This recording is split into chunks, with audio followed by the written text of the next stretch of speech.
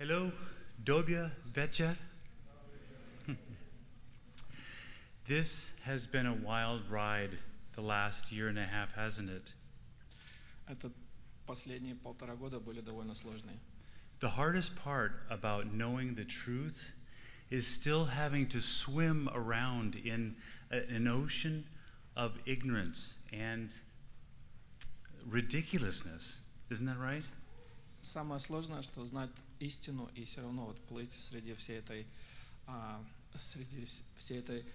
моря невежества и лжи. Да.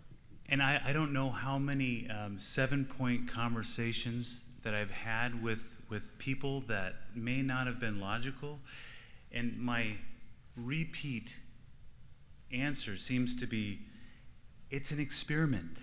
The vaccine is an experiment. You're an experimental guinea pig. So as many times that I repeat that, some people still don't get it. Я хочу сказать, что моя презентация была 7 различных пунктов. Пытался объяснить логически и чтобы довести до публики, но в основном люди не понимают, потому что эта вакцина, она это просто,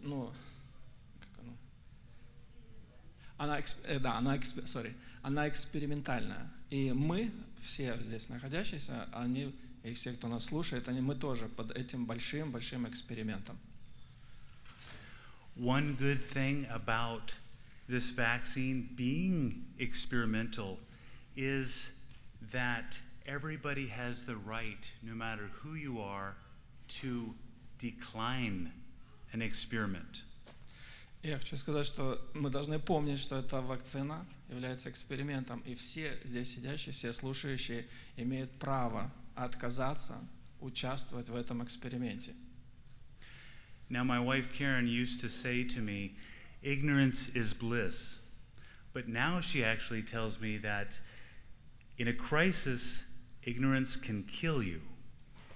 Моя жена раньше говорила, что невежество – это как бы такое своего рода благословение в кавычках, что если я не знаю, значит меня не трогают. Но в этом случае вот это понятие того, что я не знаю, оно может привести нас к смерти. Now some days I feel like I'm barely holding it all together, and I'm serious. My journey, for me in this time, has been a roller coaster of feelings, frustrations, anger, sadness, shock, the whole gamut. Я хочу сказать, что для меня самого очень тяжело, как в кавычках сказать, стоять на ногах против всех этих волн, которые ведут на меня все эти новые понятия. И он хочет сказать, что у него целый наплыв или целая полная гамма этих чувств, что он может и разочарованным иногда себя чувствовать, и недовольным, и печальным, и все. То есть он также участвует в этом процессе, как и все мы.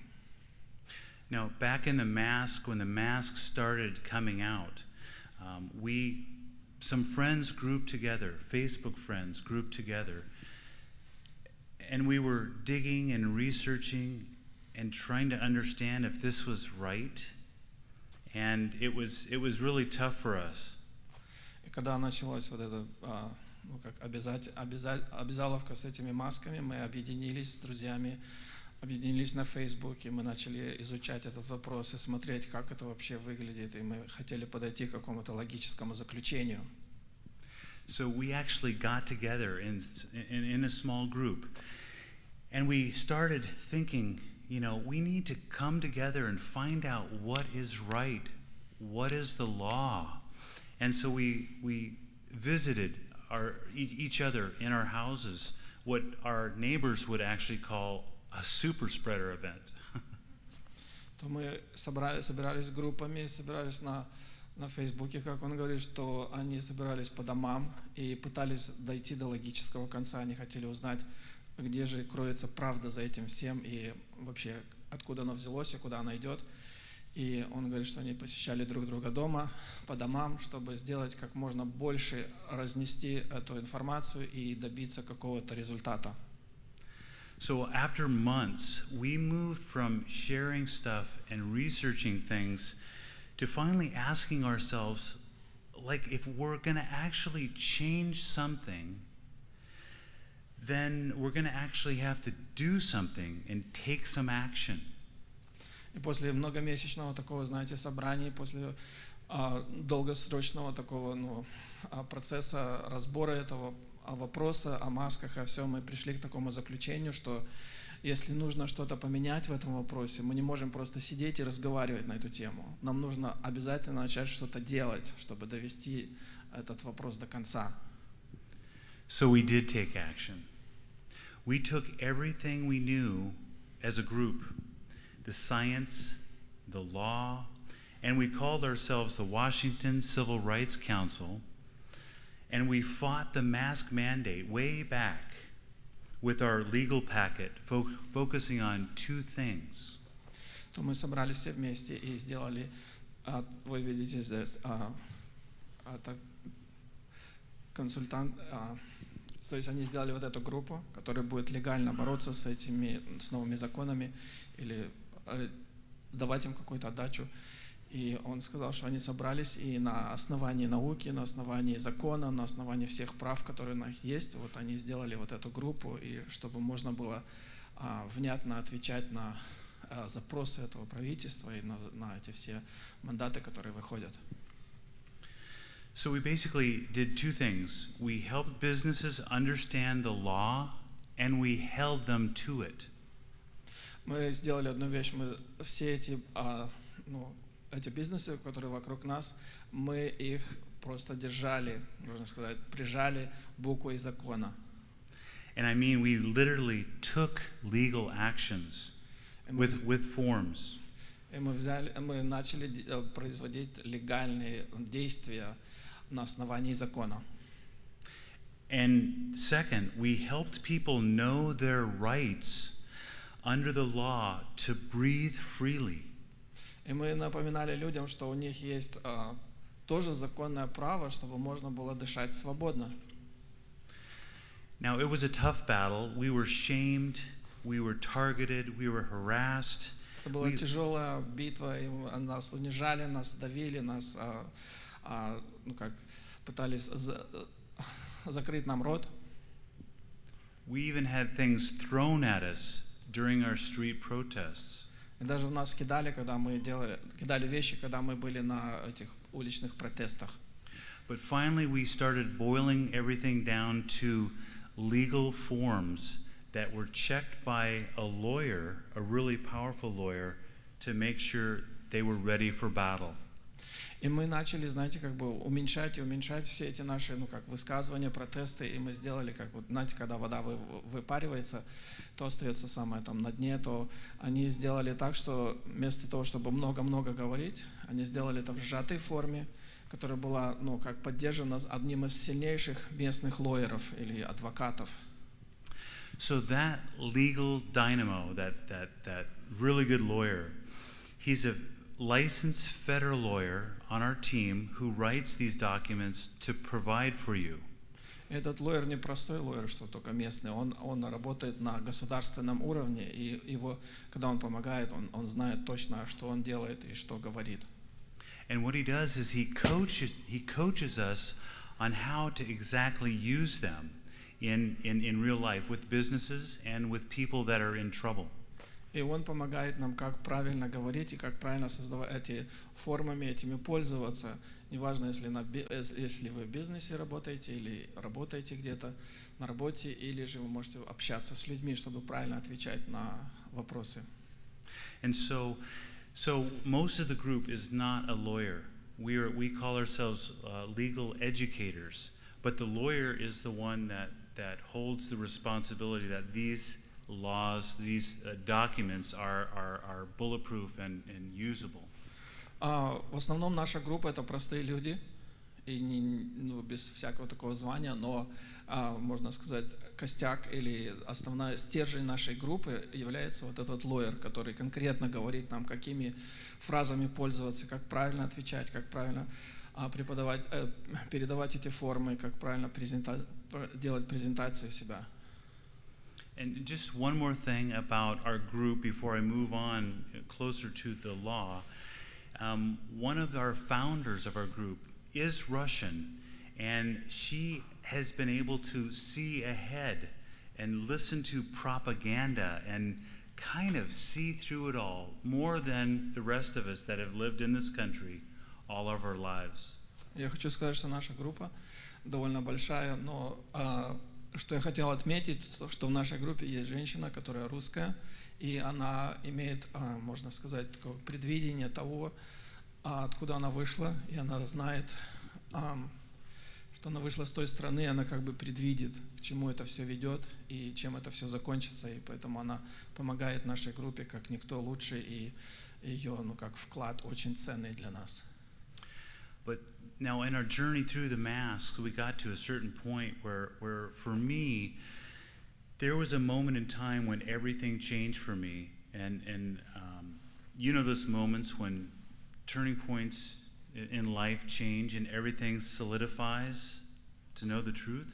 Я хочу сказать, что лично для меня это, как путешествие с этой маской, или как можно этот путь с этой маской на меня произвел сильное впечатление. Знаете, когда вы первый раз в жизни с этим встречаетесь и не знаете, что делать, и не знаете, как себя вести, он говорит, что это полностью поменяло его мышление и полностью поменяло его отношение к его жизни.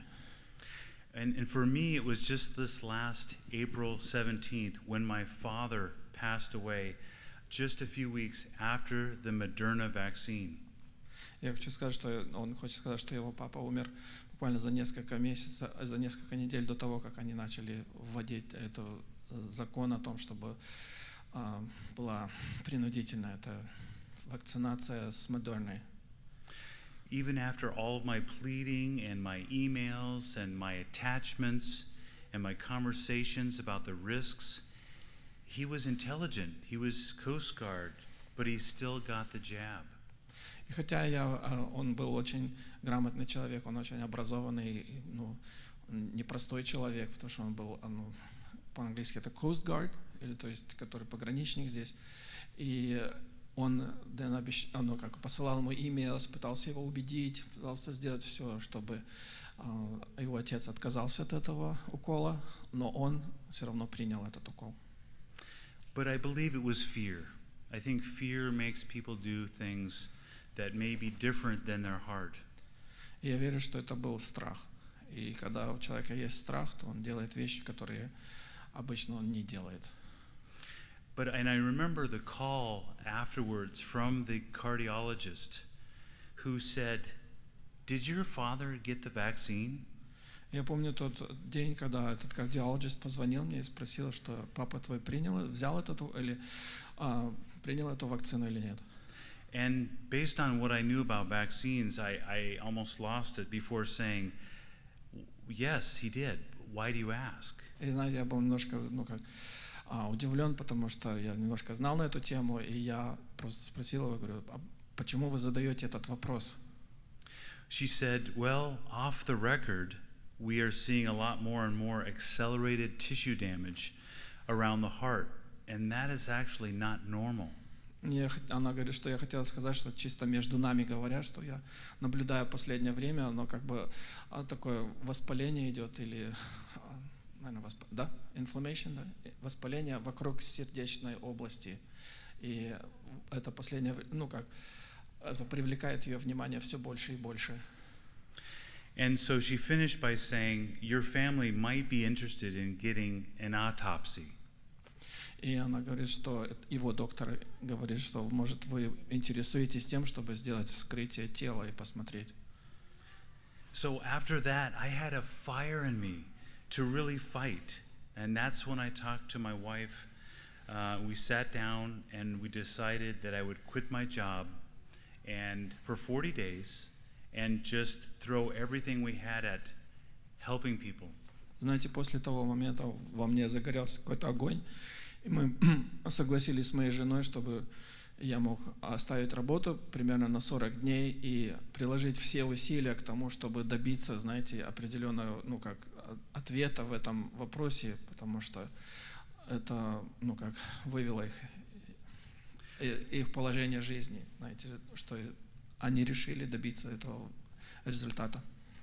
Because this is actually a crisis. It's a humanitarian crisis. Это не просто период, в котором мы живем, это кризис всего человечества. So that is when our group went all out, trying to reach as many people as we could, to try to give them the tools to not get the vaccine. Поэтому наша группа была создана именно по этой причине, чтобы мы могли ездить как можно больше и посещать людей, и предоставить им правильные инструменты, которыми они могли бы пользоваться вот в это время кризиса. Because really the biggest elephant in the room is the COVID vaccine and all of its horrific statistics. По-американски называют это слон в комнате, знаете, то есть его нельзя не заметить. Это COVID, который влияет на каждого из нас, и никто не остался без него, без этого внимания.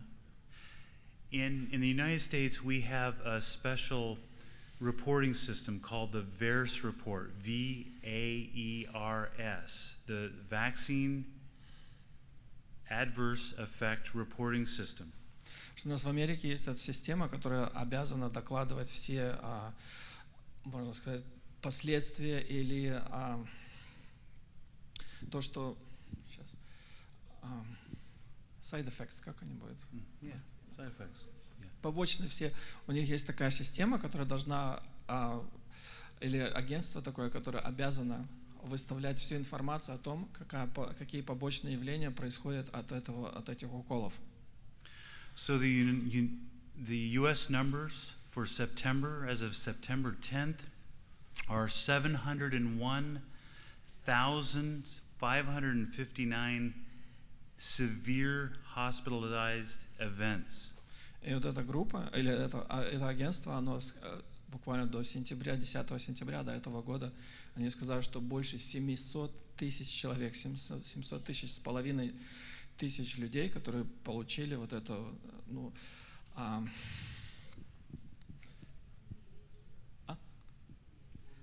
которые получили последствия после этих уколов. 15,200 deaths that are reported. 15 200 человек, которые умерли после уколов. And they know that only 10% of the reports that we see, the numbers, are actually even being reported. И несмотря на такую статистику, такое большое число людей, которые были подвержены этим всем, то нужно иметь в виду, что вот это агентство, оно только сообщает около 10% того, что на самом деле происходит. And Harvard even says that it's only 1%, so you can add 2 zeros to all of those numbers. А другие агентства говорят, что это может даже еще и меньше, чем они говорят. Может быть, даже 1%.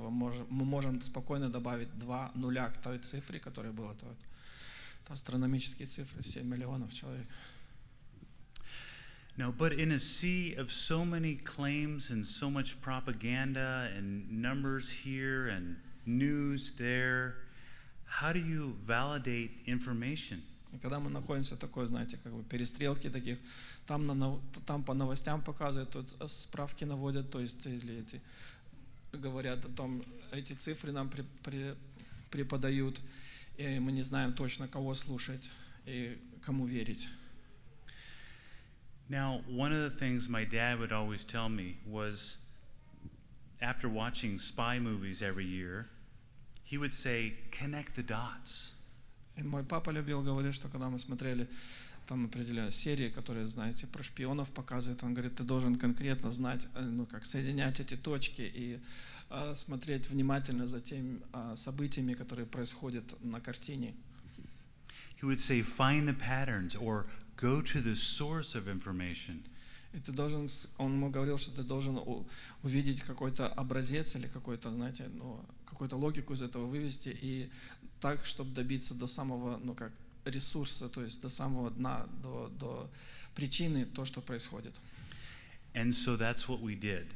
We found fire professionals and paramedics that we would see in public, and we would run up and ask them questions. И знаете, мы не просто так бегали.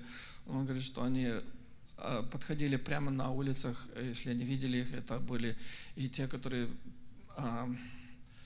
оно не госпиталь, а те, которые paramedics, да, которые маленькие такие организации и пожарные, они подходили к ним и задавали им прямые вопросы. And so they would actually, we would ask them if they had seen any increases in emergencies and calls and injuries after the vaccine had been administered. И мы задавали им прямой вопрос: видели ли вы, увеличение этих звонков, которые поступают к вам после того, как эта вакцина была, обязательной, после того, как ее уже сделали не добровольной, а принудительной. And they would say, yes, we have seen a 5 times increase in heart attacks, strokes, blood clots, stomach bleeds, and neurological problems. И они говорят, что да, они видели в 5 раз больше, когда люди звонили или они получали звонки, что у людей проблемы с сердцем, желудком, что у них проблемы с кровью, проблемы со здоровьем, которые раньше не было. И они говорят, что это, да, в 5 раз больше. So all of this local information from sources, from nurses and doctors, they validated our information that we were seeing big numbers for the whole country. И как я уже говорил, по всей стране, где вот эти люди, это агентство сообщает нам такие большие цифры, то они как бы состыковались с этой местной информацией, которую мы получали от пожарников и от этих paramedics. То есть оно как бы согласовалось вместе, это не была просто такая информация, которая ниоткуда. We even reviewed the past propaganda from other media spins in history, like the 1976 swine flu vaccine.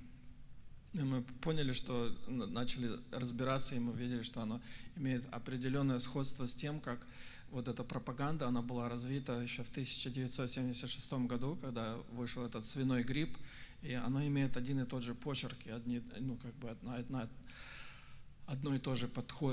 и тот же подход к этому. The media would interview Hollywood movie stars who would say, oh yes, they had the vaccine, and everything is just right. И знаете, как по телевизору показывают, они берут интервью у кого?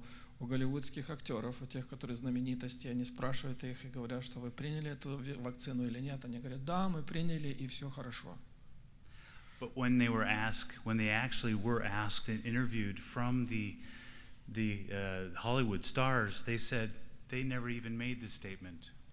А когда спрашивали на обыкновенных этих голливудских звезд или не по телевизору, они говорят, что даже мы не слышали о таком.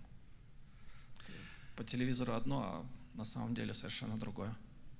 So basically, all this information and this journey that we came from led us to a slightly beautiful place. Я хочу сказать, что вся та информация и то наша группа, к чему мы пришли, которую мы создали, оно привело нас к такому прекрасному месту. This led us to the big question: what right do we have to decide what happens to our body? Мы пришли к такому заключению, какое право имеем мы, именно какие права имеем мы по отношению к этому мандату, который мы сейчас получили. The beautiful thing was the early spirit of America, forefounders, defined the law around the freedom to choose. Потому что основатели этой страны, отцы этой нации Америки, они основали эту страну на свободном выборе. We found again and again over the last 16 months that the law protects our health and our rights without a doubt. И мы пришли к такому заключению, когда мы прошли все эти инстанции, то мы пришли к такому заключению, что закон на нашей стороне, и мы имеем права, и он защищает наши свободы и наши права, то есть нашу свободу и наше здоровье. And in addition, it clearly protects us from tyrannical governments. И оно ясно и конкретно говорит, что оно защищает нас от тиранического государства. Или правительства, я извиняюсь. It's there in black and white. Это черным по белому написано. So, in fact, there's a red thread that stretches all the way back to the beginnings of our country. Знаете, такая красная нить проходит до самого основания, когда Америка была основана. With our founding fathers in the U.S. Constitution and the state constitutions, it's our freedom to choose. Когда основатели этой страны, Америки, и когда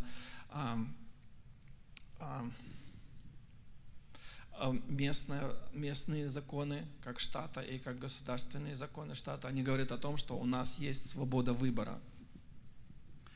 So, what's more interesting to us is that our tagline here became, in health, the law is on your side.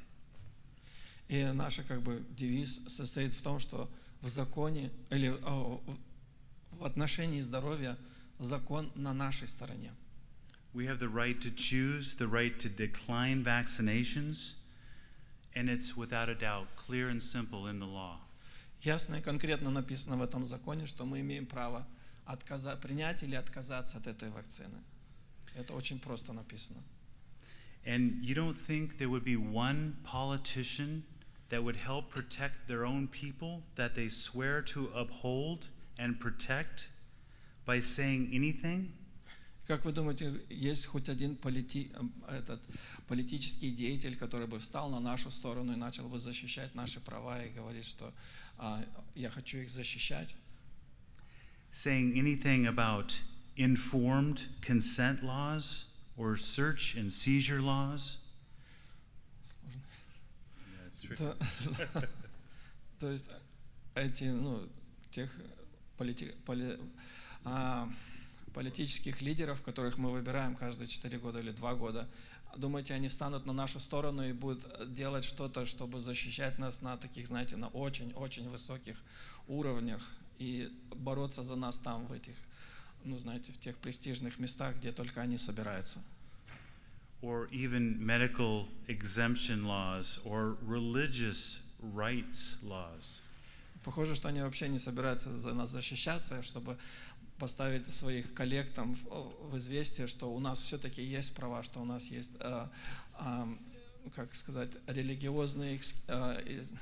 религиозный выбор или какой-то другой. То есть за нас никто не будет защищаться там. So, not one word. Very, very little of anything that's said by our politicians. И, как он говорит, что от этих политиков вообще, может, 1 там или 2 что-то выскажется так между строк, а в основном никто сейчас за нас не защищается. There's a quote that says that when the people fear the government, и вот эта фраза, когда люди боятся правительства, или народ боится правительства, there is tyranny. Это тирания. When the government fears the people, it's liberty. А когда правительство боится народа, то это свобода. So just like us, our early founding fathers were digging deep to try to find answers with their own crisis. И как наши основатели, и как основатели этой страны, в которой мы живем, они тоже пытались углубиться, пытались найти ответы для того, чтобы защитить себя, защитить страну на будущие времена. But the biggest gift that they gave us, all of us here in America, is that they predicted what might happen here, and they gave us written words to defend it. И самое лучшее, что они могли нам предложить, это то, что они предсказали то, что могло случиться. И это, то, что могло случиться, они написали, как с ним бороться. So basically, with all that, we put the lawyer to work. We gave up lots of our own money to get this lawyer working to make these documents. И, как я уже сказал, что мы не просто остановились на разговорах, они собрали крупные суммы, они поговорили с этим лоером, они договорились с ним, и так, чтобы он мог это сделать на самом высоком уровне, который только он может сделать, этот адвокат. So he wrote 2 really, really good documents. И он написал 2 отличных документа. One is the constructive notice. It's called the constructive notice. И первое, то, что он написал, это constructive notice, то есть я думаю, что это какая-то последовательная какая-то заметка. And it was designed to give people that are breaking the law, employers, politicians, a notice, putting them on notice. И это было основано или сделано для того, чтобы вы могли говорить, если вы говорите со своим работодателем или с какими-то властями, что когда вы говорите им, вы им не просто умоляете или там просите о чем-то, или стоите ниже их, вы стоите на одном уровне с ними и даете им свое заявление. Вы не просто что ниже их, вы становитесь на одном уровне и предоставляете свою информацию, которая довольно имеет вес. And that notice is a very, very good, solid notice that has teeth. And it basically discusses all these laws that they are breaking. Это это заявление, наверное, скорее всего, да, notice, не знаю. Это заявление, которое вы предоставляете, оно не просто там, знаете, что какая-то просто бумажка напечатана. Он говорит, что она с зубами, и она там не просто список каких-то жалоб или заявлений, там список вот этих всех законов, которые они уже нарушили. Это не просто непростая информация, это они предоставляют им конкретную статистику того, что произошло. And part of that, we have some samples here for you to take home with you. You can also go on this website just to download them in case you have people living elsewhere that just can download them. Сегодня есть выбор, там вот на рояле там лежат, вы можете взять с собой копии, можете пойти на эту веб-сайт и там загрузить, если вы хотите послать своим друзьям или дать им копии или как. And of course, for your benefit, we've created an easy read summary that helps you understand it. And that will come with it as well. И, конечно, для тех, которые еще не посвящены в это глубоко, то мы сделали такое, сделали дополнение к тому, что вы можете легко прочитать, и написано на легко усвояемом языке. And of course, if you have any questions, further questions about it, you can send email here. And easy to just take a picture of this and then send an email if you have any questions. И если у вас дальше возникнут вопросы, то вы можете подойти здесь на телефоне, снять вот эту нижнюю часть там и прислать имейл или электронной почтой, если у вас есть еще вопросы. So you don't necessarily need to know all the laws. Вам не обязательно знать все эти законы, But just know that the employers or the businesses, the government agencies will know what it is when they read this. Просто я хотел вас предупредить, что вам не надо знать все эти законы, не надо углубляться туда. Просто хотел вас уверить в том, что когда вы будете предоставлять эти формы для них, эти заявления, то те люди, которые будут их читать, они будут конкретно понимать, о чем идет речь.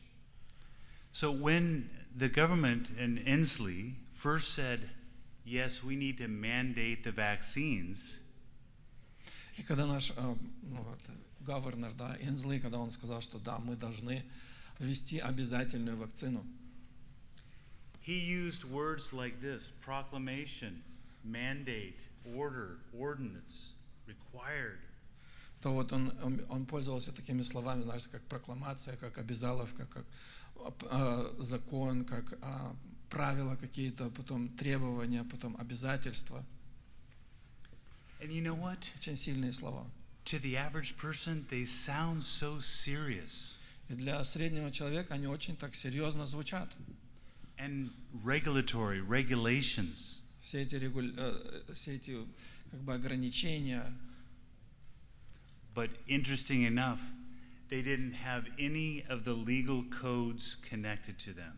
Но ничего, как бы сказать, оно не имело под собой легальной основы, то есть оно не было основано на законе. Это было просто как... So this document that you will have over here is much, much stronger than any of these things that he said. Если сравнить вот эти два, это заявление, которое мы составили с помощью этого адвоката, и по сравнению с этими заявлениями, которые были от нашего правителя или этого Энзли, то они имеют огромную разницу, потому что это чисто такое, знаете, как бы слова, которые не имеют никакого веса на основе закона, то наше заявление имеет огромный вес, то, что составлено на серьезной основе. One of the most powerful things that we got from our Constitution that all Americans have benefit from Самое большое основание, которое мы имеем, это Конституция. И я бы хотел сказать, те права, которые имеем на основе Конституции, is the right, the religious right to choose what we do with our body, our temple, God's creation. это наше право выбрать то, что мы делаем с нашим телом на основании нашей религии или нашей веры. And one of the terms that people use in the medical industry that becomes medical law is something called informed consent. И то, чем пользуется в медицинской структуре, это, можно сказать, фраза, которой они очень пользуются, это сдать свое согласие на то, что будет происходить с ними. Когда вы идете на операцию, вы даете свое соглашение, что вы согласны на эту процедуру. So, and this was a legal term, became a legal term to secure our freedoms to choose what we do with our body, and it's a legal definition. Это легальное основание, то есть вас не могут заставить или не могут насильно положить на операционный стол, вы должны дать свое согласие на то, чтобы вас прооперировали или какое-то другое сделали над вами. It was seen through history from the beginning, like 1776, all the way through to the Nuremberg codes, where the Nazis were not allowed to experiment on people. So informed consent was there as well. То есть начиная с 1774 года, и даже Нюрнбергский я не знаю, приговор там был или что это было, когда они судили нацистов, то, что они издевались над людьми в концлагерях и делали это насильно, то они ввели такой закон, что они ввели этот закон, чтобы человек должен дать свое согласие на то, чтобы, если правительство хочет, или если кто-то хочет вмешаться именно в его здоровье, то есть не могут его насильно заставить без его соглашения. So right there, all of these numbers correspond to the legal definitions in the state of Washington Constitution. И все эти, особенно то, которое он указал, что они все конкретно говорят о том, что это имеет легальное, то есть законное основание, на котором мы стоим, что у нас есть свобода выбора. And informed consent makes sure that if they do it by the law, they do two things. И вот это проинформированное согласие, которое человек дает, добровольное, оно имеет как бы два основания. Да? Inform. A doctor must inform the patient of all risks to the vaccine. То есть информированное согласие, первое информированное, то есть доктор обязан предоставить пациенту, что его ожидает, какой может быть исход из этого. То есть он конкретно должен проинформировать, что это не просто так, что за этим есть какие-то последствия. And they must inform you of all the risks and dangers of all the other treatments that could be used instead of the vaccine. И он должен сказать, что ну как объяснить пациенту, доктор, да, он должен объяснить все последствия и опасности того, если what was the last one? They need to give all the risks and the benefits of the alternatives to the vaccine. Yeah. Like things that they could be done instead of. Like for instance, if you are going in to get surgery on your foot, and they have to tell you what the dangers are of giving you that surgery. Если вы идете на операцию, например, на колено, и вам объясняют, что насколько это сложно, насколько это, ну, какие последствия могут от этого быть. But they should also let you know that if there's other things that it can be done, like massage therapy or physical therapy, that should be a possibility as well. So, он говорит, что можно сделать что-то другое, там делать массаж или какие-то другие, но если вы избежите операции, то, я насколько понимаю, то если вы избежите операции, не захотите, просто захотите сделать там массаж, там еще какие-то примочки, он хочет сказать, что это опасно тоже будет, потому что если операцию не сделать, она пойдет дальше, и что те, которые alternative, как они, эти принцип, который без операции, он тоже имеет какие-то последствия, осложнения будут. То есть и то ничего не гарантируется. Да.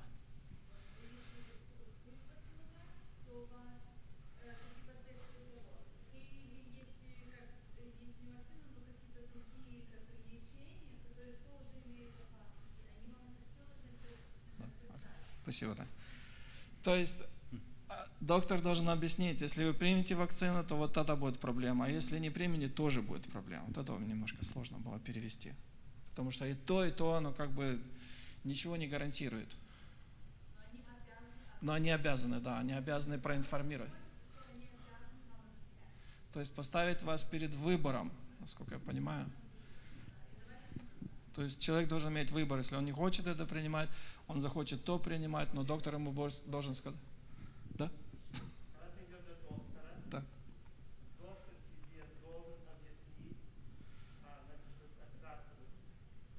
Ну, я это понимаю, операцию я понимаю, просто насчет вакцины. Насчет вакцины.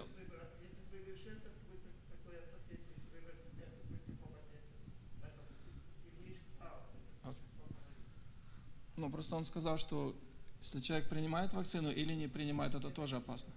А? Пропустить? Окей. Yeah. But so anyway, this is a very, very important right and law that all of us have. Это очень важный закон, который мы все можем пользоваться, и мы все его имеем. So again, two things. The doctor must inform you of the risks and dangers. Я хотел напомнить, что есть две вещи. Доктор обязан вас информировать. And then the doctor has to ask you if you want to consent or say yes to the treatment. И после того, как он вам предоставил всю информацию, он дает вам свободный выбор, что вы хотите выбрать, или это, или то. То есть вы стоите перед выбором. Yeah, and so it needs two. You can't just have one. You have to have information and you have to have your consent. То есть мы видим две вещи. Информация и выбор. Выбор и информация. Very, very important. Очень, очень важно. And also this informed consent cannot be contaminated by. И самое важное, хочу обратить внимание, что вот эта информационная сторона, она не должна быть как бы иметь каких-то примесей, каких-то, знаете, такого что-то. Если перевести, то она не должна быть зараженной, то есть она не должна иметь таких опасных примесей, то есть какого-то договора или уговора со стороны доктора. Any kind of coercion. Любая какая-то манипуляция с его стороны. And I don't know if you remember the news, they were talking about rewards if you got the vaccine. И помните новости, когда вам говорили, что если вы примете вакцину, вам дают какие-то там награды. Нас на работе давали 2 часа, платили за 2 часа. за то, что если человек пойдет на вакцину, то ему платят 2 часа отпуска. Coffee cards, hamburgers, lottery tickets. Может бесплатно там бургер купить себе, лотерейный тикет или еще что-нибудь, кофе. And when those rewards didn't work, they went to punishment. И когда вот этот пряник не получился, то они перешли на кнут. The punishment was get the jab or the shot, the vaccination, or lose your job. И кнут конкретно говорит, что или ты вакцину примешь, или ты потеряешь работу. Все. So that is violating the law of informed consent. Здесь мы видим прямое нарушение информированного согласия. То есть от нас никто согласия больше не просит. Which really puts the power in this one document, the constructive notice. И то, что дает нам определенную силу, которая твердая сила, вот это заявление, которое мы предоставляем вам сегодня. So even if at the last minute you're in the hospital's office and there's the vaccine needle. Вы можете пример такой, что вы можете лежать в кровати в госпитале, да, вот на этой больничной кровати, и рядом с вами лежит вакцина, этот шприц. You have the power and the right to say no matter what. У вас есть право и и возможность или выбор того, чтобы сказать просто нет. So there's not a lot of information that doctors have gotten because many things are blank. The inserts inside the vaccine boxes are blank. Я хочу сказать, что у докторов сейчас нет полной информации. У них есть пробелы в этих документах, которые они сами не могут нам объяснить. Они просто в таком же положении, как и мы находимся. And many doctors don't even know about the special report describing all the injuries. И многие доктора даже не знают о тех, данных, которые предоставлены этими агентствами, которые мы раньше говорили, что они даже и не слышали, может быть, о них. So another law that's being broken is somebody giving false medical advice. И закон нарушается в том, когда люди дают неправильный медицинский совет. So only a doctor can give you a suggestion on going and getting a vaccine or any other medical treatment. Мы должны помнить, что только доктор, лучше если семейный доктор, должен давать нам совет, какое решение принимать, или что лучше для нас. Тот доктор, который с нами занимается. Not your employer, not your politicians, not the labor and industries. Это не право тех, которые политикой занимаются, те, которые нам дают работу, и те, которые, не знаю, какое-то влияние на нас сильно имеют. Если они не доктора, если у них нет медицинского основания, то они не имеют права заявлять нам. Only a doctor can, because everybody else that tries is actually breaking the law. Потому что только доктор имеет легальное право говорить нам, что можно, что нельзя, или что лучше, что хуже, а остальные все, они приступают закон, когда они на нас давят. And just one other little one, nobody can give you legal advice about what to do with your employment and all those legal things unless they're a lawyer.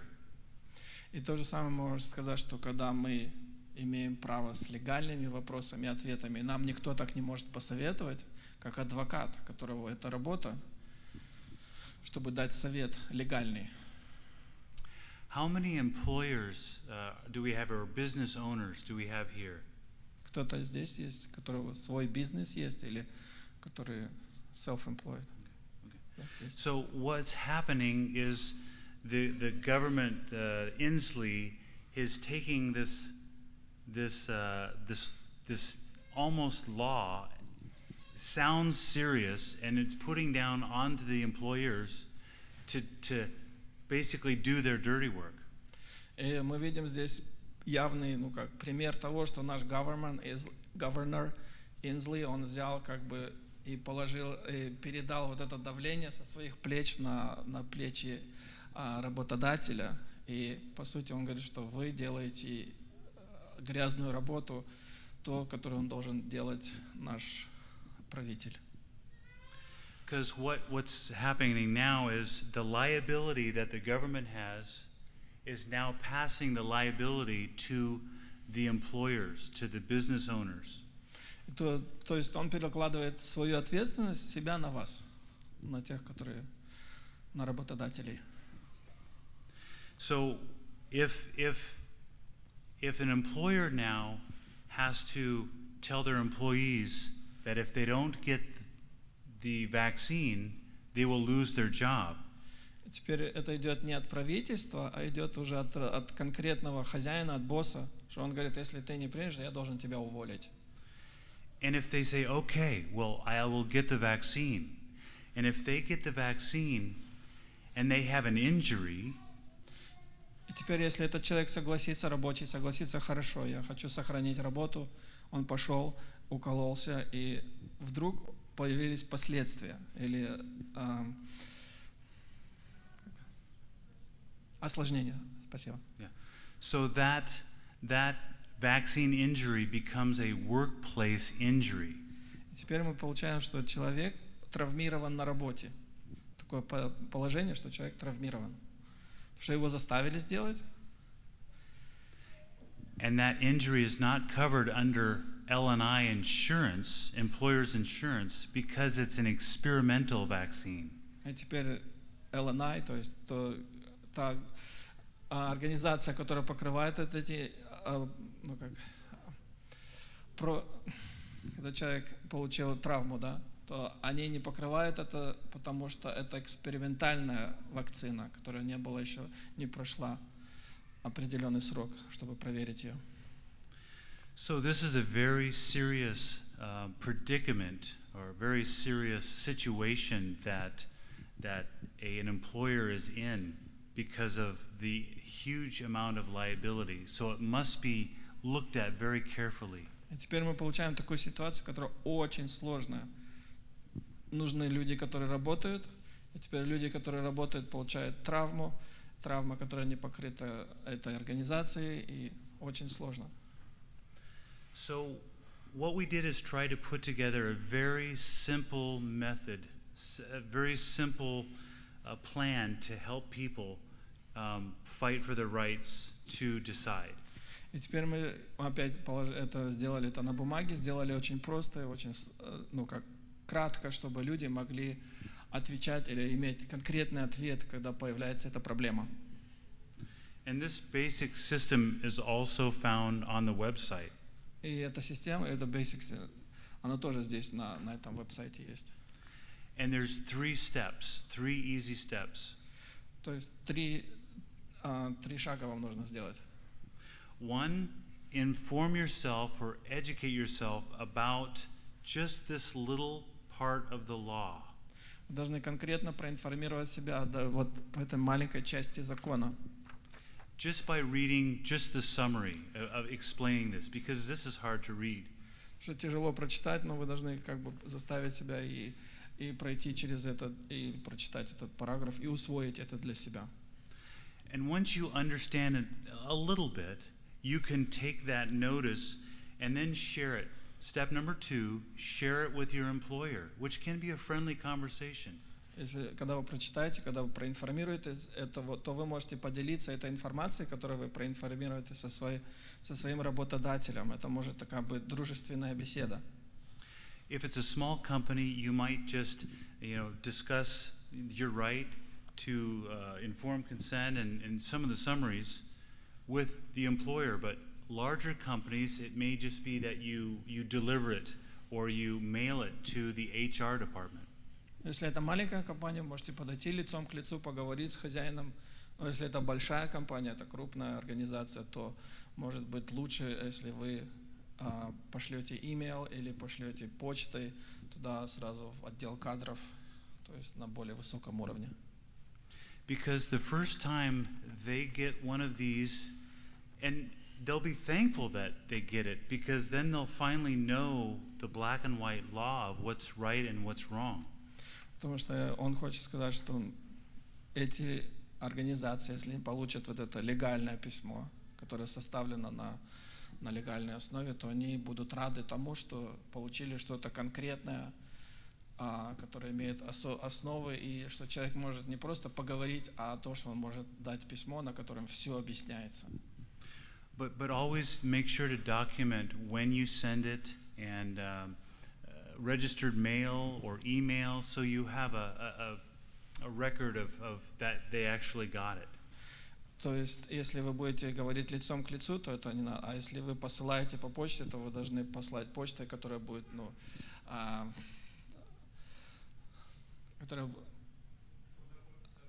чтобы вы точно знали, что они получили это письмо. Да, с извещением, спасибо. Должно быть письмо с извещением. Вы запишите, когда вы его послали, кому вы послали, и точно, что его получили, это письмо. То есть у вас все должно быть задокументировано. Now, and with that really, really strong document that explains lots of these for their lawyers to look at, the second document that will go along with it is something called the Statement of Declination, or Statement to Decline. То есть после того, как вы послали то письмо, будет следующий шаг. Это как бы заявление об отказе. То есть, что вы decline, что вы отказываетесь от этого. И здесь тоже все будет написано на языке этих адвокатов. То есть не просто письмо, а очень серьезная бумага. Yeah. And so basically this is our religious exemption form that we've written, or our lawyer has actually written. То есть этот адвокат, он постарался, и вот эта вторая форма, это говорит о том, что у нас есть как бы религиозная свобода выбора, и что мы отказываемся от этой вакцины на основе наших религиозных убеждений. And it's basically written very generally for people that are not very religious and some people that are very religious. So it doesn't make any distinctions. То есть оно написано так, что его может читать очень религиозный человек или вообще никакое отношение к религии не имеет, и они оба будут понимать, о чем там написано. And you can use whichever one you want. I mean, I think your pastor minister actually has one as well, and it looks really, really, really good. But you might put that with that constructive notice, sending both of them in. Вы можете послать оба вместе, а можете попросить вашего пастора, у него есть тоже форма, которую он может подписать. Эта форма тоже, он говорит, что по его мнению очень хорошая форма. And so far we have been asked on the website, we think that we have 20,000 people out there in the state that have downloaded our document with very, very little problems from their employers. Я хочу сказать, что это не просто веб-сайт, там больше 20 тысяч человек, которые уже загрузили эту информацию, эти странички, и отправили своим хозяевам, на которых они работают без каких-либо проблем. So these two together are very, very powerful.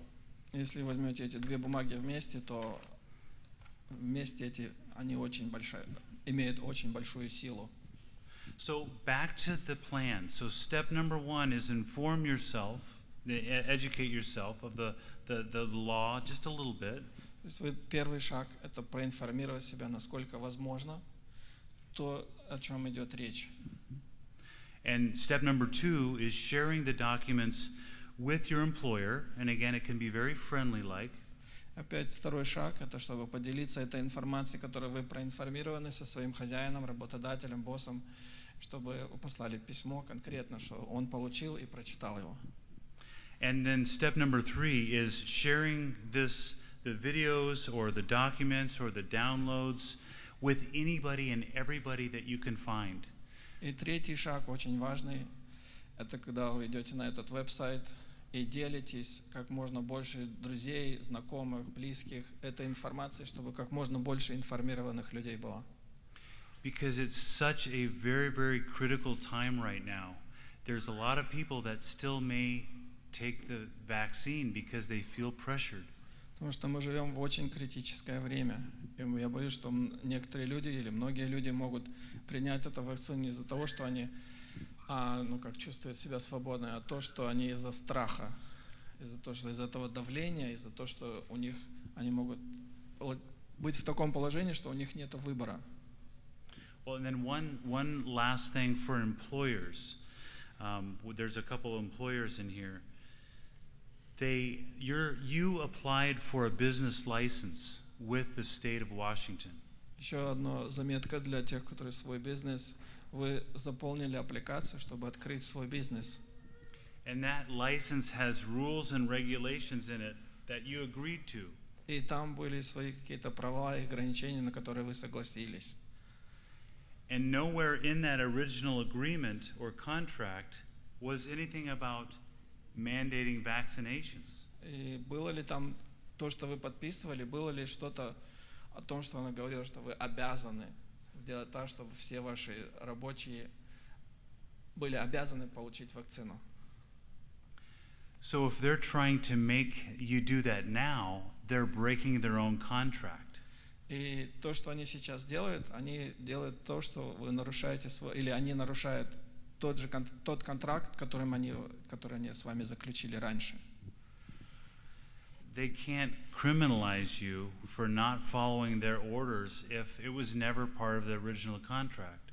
Они не могут на вас сделать сделать вас, что вы нарушаете, стали каким-то криминалом, или, то есть вы нарушаете какой-то закон. Они не могут это сделать, просто давят. And because we're still in an emergency, the governor, which is an executive branch of the government, И то, что мы сейчас находимся, не знаю, как emergency переводится. Чрезвычайная ситуация, в которой мы сейчас находимся, то он этим положением пользуется, наш governor. He can't make laws. He can suspend them or waive them, but he can't make laws. The legislature does that, which is not even him. Он не имеет права делать или творить какие-то новые законы. Это не в его правах. Он может сделать какие-то изменения или ввести какие-то временное какое-то положение, но не имеет права вводить новые законы. Это дело Сената там и всех прочих, которые намного выше, чем он. So everything that he's actually been saying is just strong suggestions. То, что он говорит и то, что он делает, это просто можно сказать, что он очень и очень сильно всем советует. So just wrapping it up now. Я хотел просто заключить все это, подвести итог всему. So you have the legal documents here, and you can download them here. То есть там есть формы, которые вы можете взять, и есть веб-сайт, который вы можете пойти и больше получить информации. You have explanations of why that they are important, like informed consent. Вы должны вы будете иметь конкретное представление, почему вы отказываетесь и на каком основании. And you also have 3 steps on how to use them, giving them to your employers. Также три ступени, которые вы будете двигаться, то есть вы даете их своему работодателю. But there is one monumental thing that we want you to take home. Самое главное то, что мы хотим предоставить вам, так, чтобы вы это взяли с собой домой. And that is the fact И это факт того, that you are free. то, что вы свободны. Right here today, you're free. Прямо сегодня, прямо сейчас, на этом месте вы свободны. In a free country. Вы живете в свободной стране. That should be the rock-solid foundation in all of our hearts. Это должно быть гранитным основанием в наших сердцах, то, что мы свободны. That gets us up to stand up and stand firm, knowing you're right under the law. Это должно заставить нас встать и встать прямо, то, что мы стоим на основании закона. And I want to finish with a quote. Я хотел закончить этой фразой. или цитатой. If you think this crisis is about a virus, Если вы думаете, что весь этот кризис вокруг вируса, you are in fear and you will think and feel like a victim. вы будете находиться в страхе, и вы будете себя чувствовать как жертва. But if you think this crisis is a war of control, А если вы будете думать, что этот кризис – это война о том, чтобы взять контроль, you will think and feel and act like a warrior. и вы будете чувствовать и действовать так, как будто вы воин. And now realization. И теперь, прояснение или реализация. The reason why we are in this crisis Причина того, что мы находимся в этом кризисе, is because of mass compliance. то, что массы, они решили сдаться или быть послушными. The way out of this crisis is mass non-compliance. И выход из этого положения то, когда массы или большинство народа, когда они встанут против этого. So use your strength inside and feel free to use our strength on the outside. То есть будем пользоваться той силой, которая внутри нас, и пользоваться этими формами, которые мы приготовили снаружи. Thank you very much. Большое спасибо.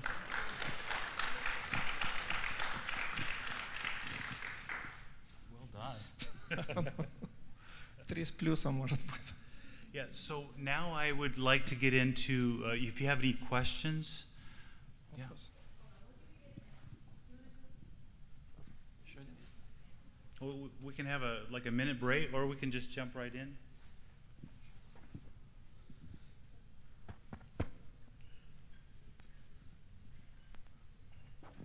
Hi, thanks for coming today. I do have a question. I work for the Washington State Division of Child Support, and I gave them, so we're currently in the process. We have to be vaccinated or be terminated by October 18th. And I gave them a letter of religious basis, and they said that they recognize that I have a religious, a deeply recognized religious belief, but what they're doing right now is saying that they have to accommodate my position. So basically they're saying that the position in which I'm working now, which I've been working for 20 years, for the last 18 months I've been working from home, but they're saying that that position, I'm a threat, basically in their quote, it says in their email, I'm a threat to my coworkers, even though I work from home, but there would be a chance that I would need to go to work, so therefore I can no longer stay in my position, and my only option is for me to find another position within the agency that would accommodate me. So basically they're not denying my request, but they're making me change my position, which they're not guaranteeing that there is a position for me to change to that would accommodate me without being vaccinated. Right, now Lewis, our lawyer, spoke on that, and one of the things he mentioned was people can't be treated differently because of a medical issue that they have, just like they cannot be discriminated against because of their skin color or their disability. So that's in a lot. And I know, I'm not saying that this is a tough time right now. It is a very difficult time. So a lot of employers, that they don't want to get rid of their employees. They don't want to fire them, but they feel this pressure from above, from the government, to do so. And so they're kind of in a tough place. So a lot of them don't know the law themselves. And so I would say that if you were to give them the constructive notice and also email us with your situation, we can probably get a little bit better direction about what your next step would be. I mean, I'm not a lawyer, so I can't give legal advice. I understand. Yeah, but I'm very close to one. So we have a 10-page template back with all of our volunteers that have all these answers that about certain situations figured out, and so they are using that, and then the tough ones we actually forward on to our lawyer. So one thing that comes up about whether you're a threat, whether you're a health threat, there is no way that anybody out there, whether you go into a grocery store, I guess I'm going too fast for you. Whether you go into a grocery store or your employer, they can't say that you're a threat because they don't have your medical records, right? They don't have your medical records. And if they ask for them, that's a violation of HIPAA rules. Right, and privacy rules. I understand all that. It's just that, like I was saying, I work for the government, so Ensley is actually considered my boss in the chain of command, and that is their decision to say, yes, you have a religious belief, but you can't perform your job any longer, basically. So, but I'll be emailing you guys. Oh, yes, please do, Thank please you. do, because we'll try to get to the bottom of that one. Я буквально в нескольких словах, что у нее был вопрос к хозяину, что у нее есть это религиозный отказ, а хозяин сказал, что мы уважаем эту бумагу, но так как вы теперь являетесь, можно сказать, потенциальной опасностью для своих сослуживцев, то вы должны найти себе другую работу внутри компании. То есть они как бы не увольняют и не оставляют. То есть они возлагают эту всю ответственность на плечи рабочего, и теперь она должна найти себе другую. И это никакой гарантии не дает. Найдет она эту работу или нет. То Дэн сказал, что ее работодатель не является доктором. Он не имеет права говорить, что она является какой-то потенциальной опасностью для здоровья рабочих или сослуживцев. У него нет такого легального права, чтобы он давил на здоровье, потому что он не является доктором, не имеет истории больничной или медицинской истории своего рабочего. И плюс это является тем, что он разглашает как бы тайну, то, что они подписывают, когда человек устраивается на работу, они подписывают бумагу, что они не будут разглашать. А теперь он как бы ставит на показ с тем, что вот этот человек заразный, что он опасный, что его надо изолировать, что его надо убрать из компании. То есть вот такая ситуация. То Дэн будет дальше работать, и у них есть там 10 страниц такая брошюрка, где вопросы-ответы на примерно такие темы поднимаются, и они постараются связаться еще раз, потому что похоже, что ее босс аж сам governor, и не так просто от него добиться, то они постараются опять вникнуть в этот вопрос и помочь, насколько возможно. But again, this is really, really powerful. So Lewis, our attorney, our lawyer, has a lot of people emailing him about people that have already turned in their religious accommodation notice. То есть вот этот адвокат Луис, он очень серьезный, и он очень глубоко вникает в эти вопросы, и он имеет, как ситуация, когда люди уже посылают эти письма на свои работы, и он знает примерно, какие ответы оттуда приходят.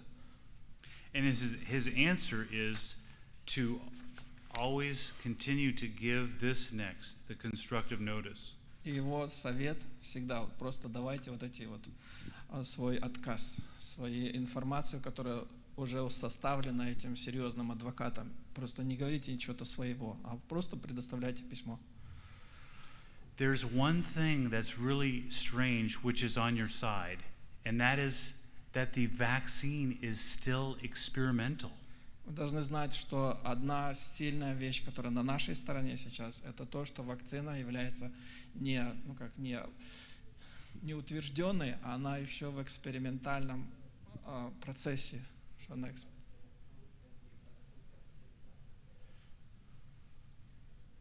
Oh, so there's a big question on whether the authorization that Pfizer came out with was an actual authorization for a vaccine.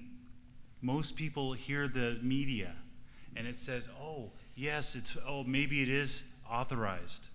Это последнее вот это утверждение, когда Pfizer, эта вакцина, получила якобы утверждение, это все только по телевизору, это все как бы такая информация, которая выдается на ура.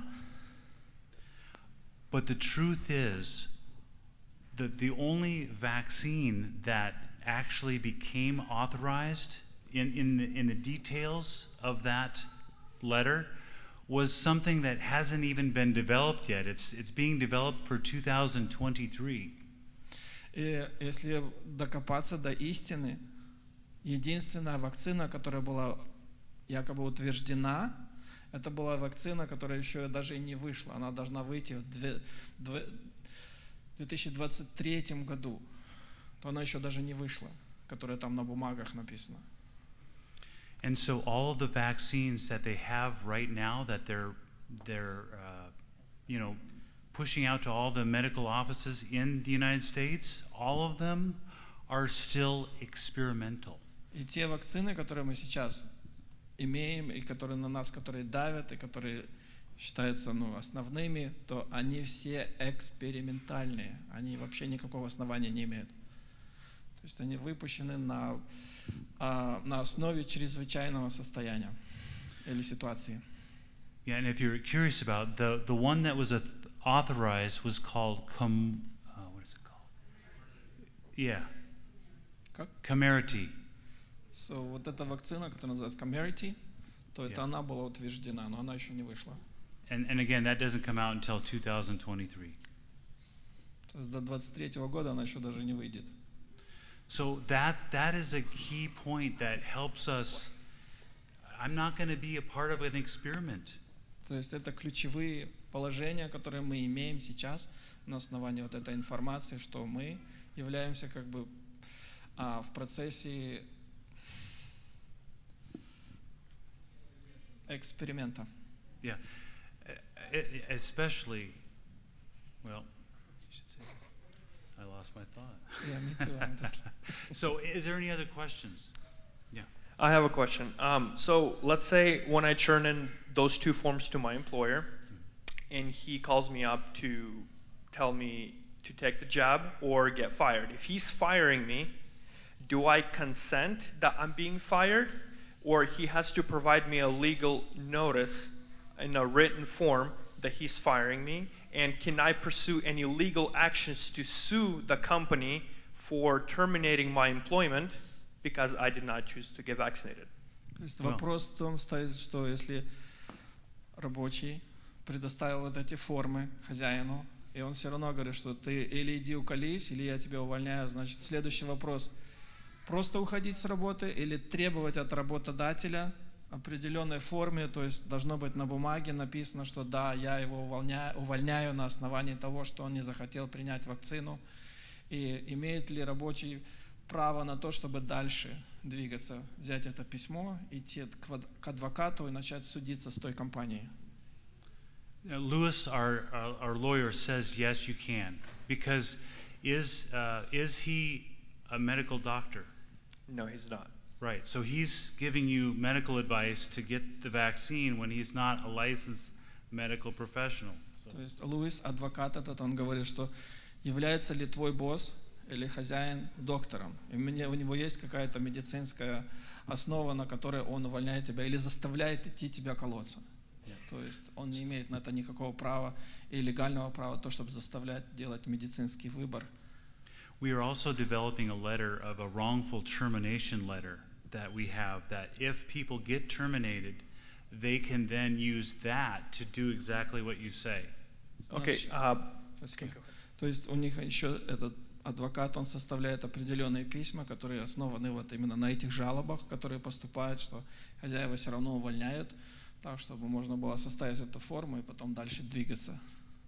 Last Friday, the reason I'm asking this question is last Friday we got a letter from our HR department, not from my boss, but from my boss's boss, that said in these words that President Joe Biden signed an executive order mandating that all employers that employ 100 people or more get the vaccine. So I have to provide HR with my vaccination status.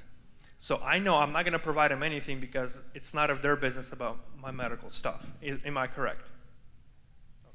Yeah. То есть к нему его отдел кадров сказали, что это не наше решение, Это решение от того отдела кадров, на которое они работают, то есть свыше. И они сказали, что ему нужно обязательно предоставить информацию о том, что получил он вакцину или нет. И он говорит, что так как его хозяин не является доктором, то он не обязан ему ничего предоставлять. Well, and I think this is the powerful thing right here is when the Nazis were experimenting on people during the war, 1947, there was court cases, the Nuremberg trials, where they said nobody ever, anywhere, will be experimented on without their consent. Как раз после Второй мировой войны, когда этот был Нюрнбергский трибунал, когда судили нацистов за то, что они заставляли людей, или то есть издевались над людьми, делали над ними эксперименты, то на этом трибунале решили, что больше такого не должно повториться с человечеством, что не может кто-то один другого насильно делать над ними какие-то эксперименты. То есть это наше основание. 1947 год – это Нюрнбергский приговор. And our lawyer says basically, if any of these things go into a court of law, the fact that this is still an experiment, that people are asking to partake in it from their employers, is just not going to fly. It's not going to work. То есть, если вот это все дела пойдут туда, в высший суд Америки, если они как бы решат, что это все экспериментально и людей заставляют, то он говорит, что это 100%, ну, больше, огромное число, а шанс, что оно не пройдет, что они откажут от этого. То есть правительство не будет иметь такой силы. Now, Потому что оно как бы пугает, они заставляют, они надеются на то, что человек не проинформирован, что он ничего не знает, что он боится.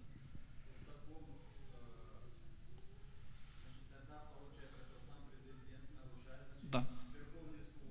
Нет, на суд еще не пошло. Просто он говорит, если оно пойдет на суд, то там откажут. А сейчас просто...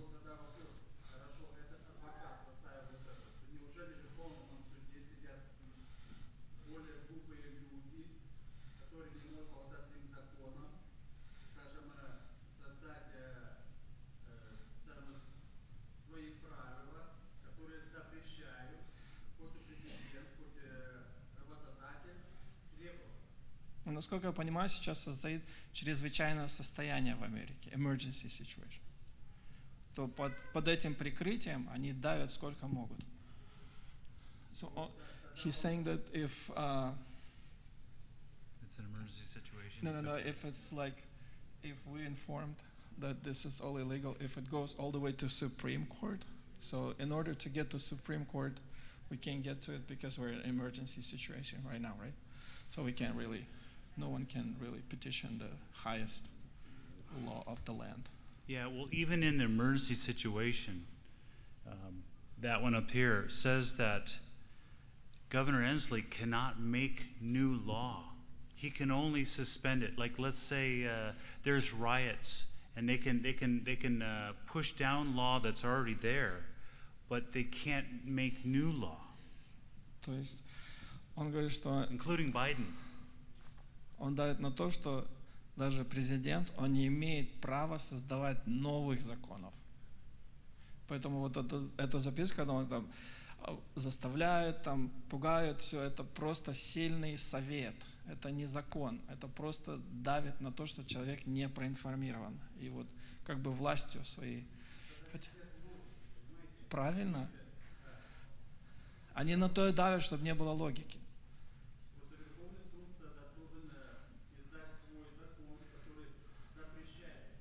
Понимаете, вот как в случае со Степаном, да, он говорит, это не мы, это нас заставляют. То есть одна компания заставляет другую, а потом крайнего не найдешь. So right at a basic level, one of the things that's happening over and over and over, thousands and thousands of times, is people are taking this constructive notice and taking it to their employers and setting it down in friendly meetings. То есть то, что происходит тысячи и тысячи раз. Люди берут эти письма, приносит к своему работодателю, то есть предоставляем эту информацию. And what's happening is employers are going, I don't understand this, so let's take this to my legal department. So, они делают вид, типа, что они не умеют читать, ничего не понимают, и отдают своим адвокатам, потому что это не их работа вообще. And then their legal department goes, oh, and they back off. Когда оно доходит до их адвокатов, до работодателей, то они понимают, что, о чем там идет речь, и тогда они начинают немножко отступать. But of course everybody, I mean people are in stressful, pressured situations. I mean I get that people are thinking about, will I feed my kids, my job or vaccine? Понимаете, вот этот страх, это своего рода паника, когда человек не знает, он находится в таком состоянии, когда ему надо детей кормить, за дом платить, или работу потерять, или идти вакцину делать, и вот такое. Потому что нас специально в такое состояние загоняют. And many people think that they're playing these cards, they're bluffing down to the last minute. Получается, я не знаю, если вы знакомы этим словом блеф, когда у человека, когда у человека совсем-то нет, но он делает такое лицо, что у него самые сильные карты в руках, когда у него вообще ничего нет. То есть вот примерно сейчас такая игра идет. And so I know we can be in a tough place, but the law is written. The law can't be changed unless legislature, Congress, and the Senate actually does it. And the Congress and the Senate of the United States of America in Washington, D.C. have not made any mandate on a vaccine. И он хочет сказать, что для того, чтобы это было законом, оно должно пройти через Сенат, через все это, а этого не было. И поэтому президент сейчас, он как бы он превышает свои возможности, пытаясь показать, что это сейчас чрезвычайная ситуация, и он больше давит своим авторитетом своего положения, вместо того, чтобы создать новый закон, который он знает, что он не сможет сделать. И поэтому сейчас такая ситуация. So, any other questions? I got.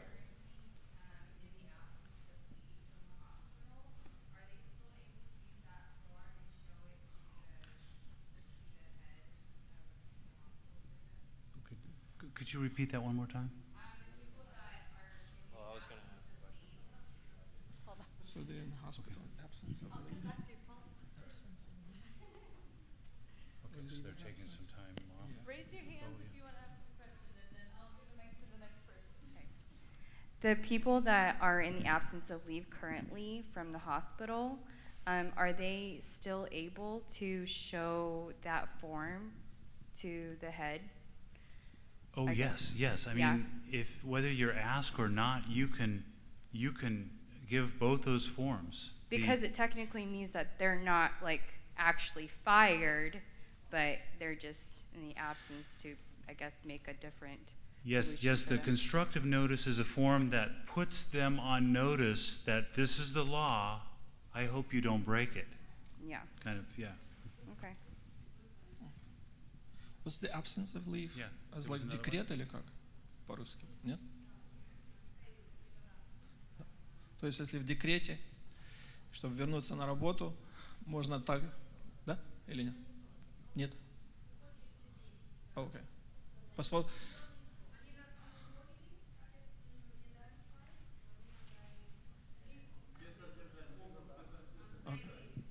О, unpaid. Да. То есть, да, людям дали возможность или уколоться, или идти да, то есть по собственному желанию там берешь отпуск на какое-то время. Не по собственному. О, поехал. Вау.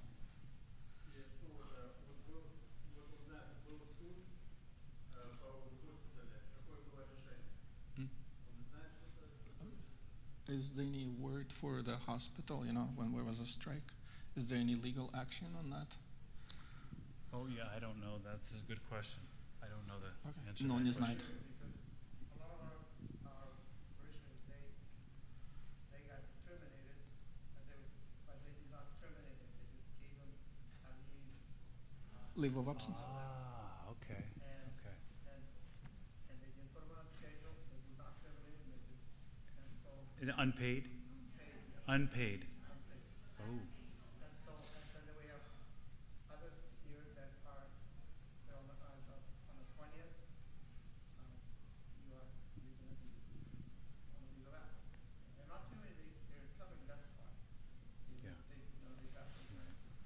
got That's a very kind of deceitful way to go about it, I think. But that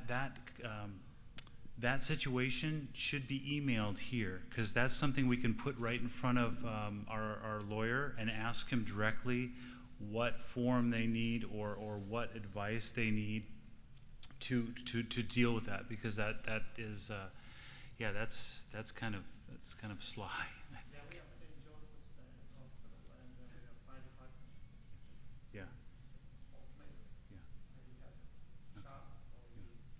right. Experimental shot. It's crazy. Yeah. So this isn't really a question, but more of a testimony, so everyone just kind of understands what's happening. So I work for the fire department, firefighter, paramedic of 12 years. And so we kind of have a unique situation with my city where our mayor also made a mandate, his own proclamation, that every single city employee needs to be vaccinated. And so working for the fire department, we work under medical doctors for our certifications in order for us to do treatments. So our doctors have all, they're pro-vaccine. So we have medical doctors, telling us, or giving us information.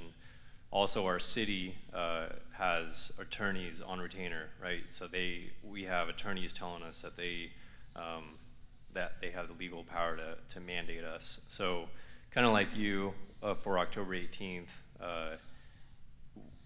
dozens of us are going to be terminated if we are not vaccinated. So many people have written letters to the city, asking for exemptions, religious and medical, and the city will accept your exemption, but they deny all accommodations. So they say, we accept your exemption, but there is no accommodation. You are a threat. Literally, they say you are a threat to your employees and to the community. And Can you get all that in writing? oh yeah, it's all documented in emails. And on top of that, there are no desk jobs or light duty positions that they could put you in. And so as of October 18th, there's going to be a lot of people who are, and they're classifying it as non-disciplinary separation of employment from the city. So we are yet to find out what they're going to do. I assume they're going to do something like the hospital is doing, where they just put you on unpaid leave for further fact-finding. So I don't know what to tell you guys other than it's going to suck, and a lot of people are going to get fired, and I mean, ultimately there's going to be lawsuits. So I think like the letters of, the constructive notice is great and all, but when you're working up against a endless budget of attorneys working for a city with, with their budget of millions, it's going to have to end in lawsuits and go through litigation. So, yeah. Yeah. One of the first steps we wanted to do with all of this paperwork and these documents and these legal forms is to stop even getting to court. And a lot of these are stopping employers in their tracks and having them backpedal. I know the Region 2 firefighters down in South Seattle, I think 70 of them have come to us, and they're also giving these documents up. I mean, even the military, some of the military guys are finding it difficult, saying, well, no, I have to succumb to any vaccination that they give me, but not experimental ones. I mean, the experiment of this thing gives the vaccine manufacturers no liability.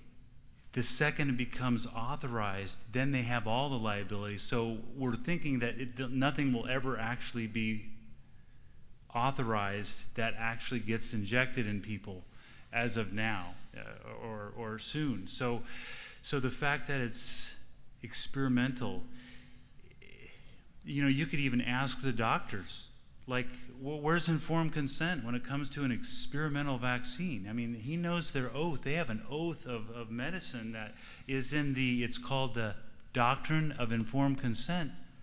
They have to follow the law too, But yeah, I mean, I get. If I could just add something. Yeah. So I think you're right. I think that if this goes through court and it's followed, that through litigation, the truth will come out and it will be made right.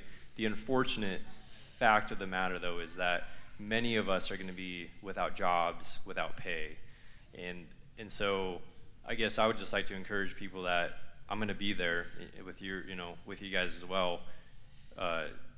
Do what you believe is right, and unfortunately, a lot of us are going to be without pay for an unknown amount of time, right? So, I agree with you. It's just What do you do in the meantime?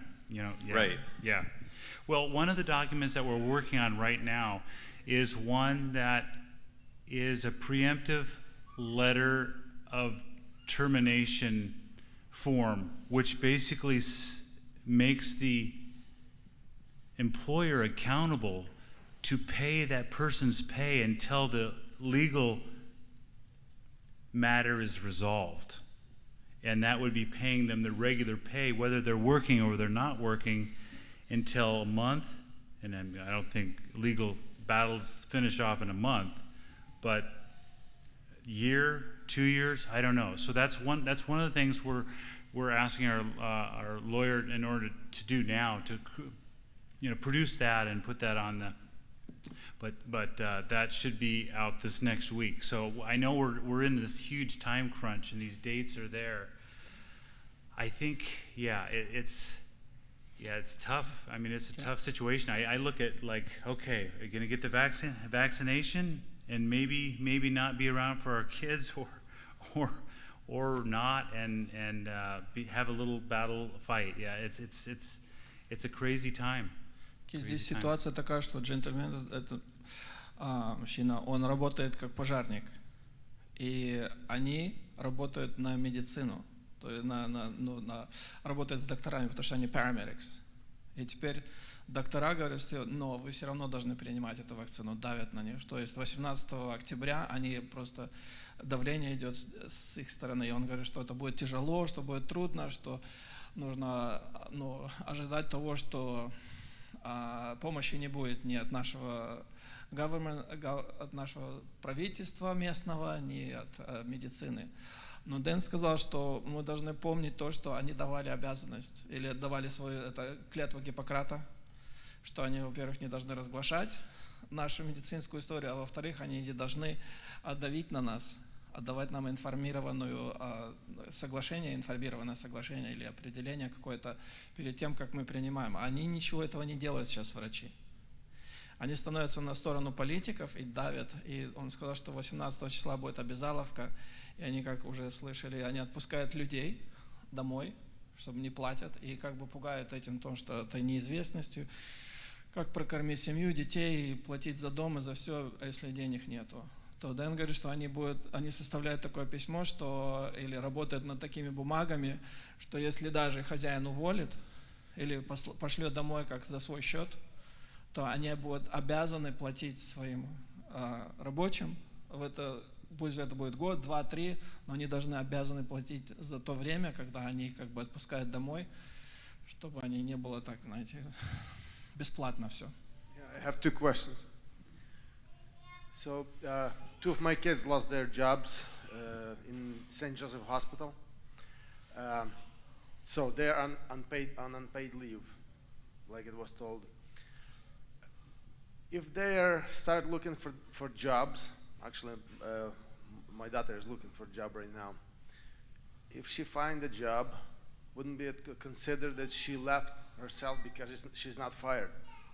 She's still considered working there. She's just unpaid leave. If she finds a job by the law, so how does that work? So she cannot, like, Right. I think, Вопрос в том, что если у него, у Яши, дети потеряли работу в госпитале, их послали домой за свой счет, и он говорит, если его дочка найдет работу в течение того времени, когда она как бы уволена была, или как ее сократили, или на время, или отправили домой, он говорит, какое положение будет тогда, если она вдруг найдет новую работу?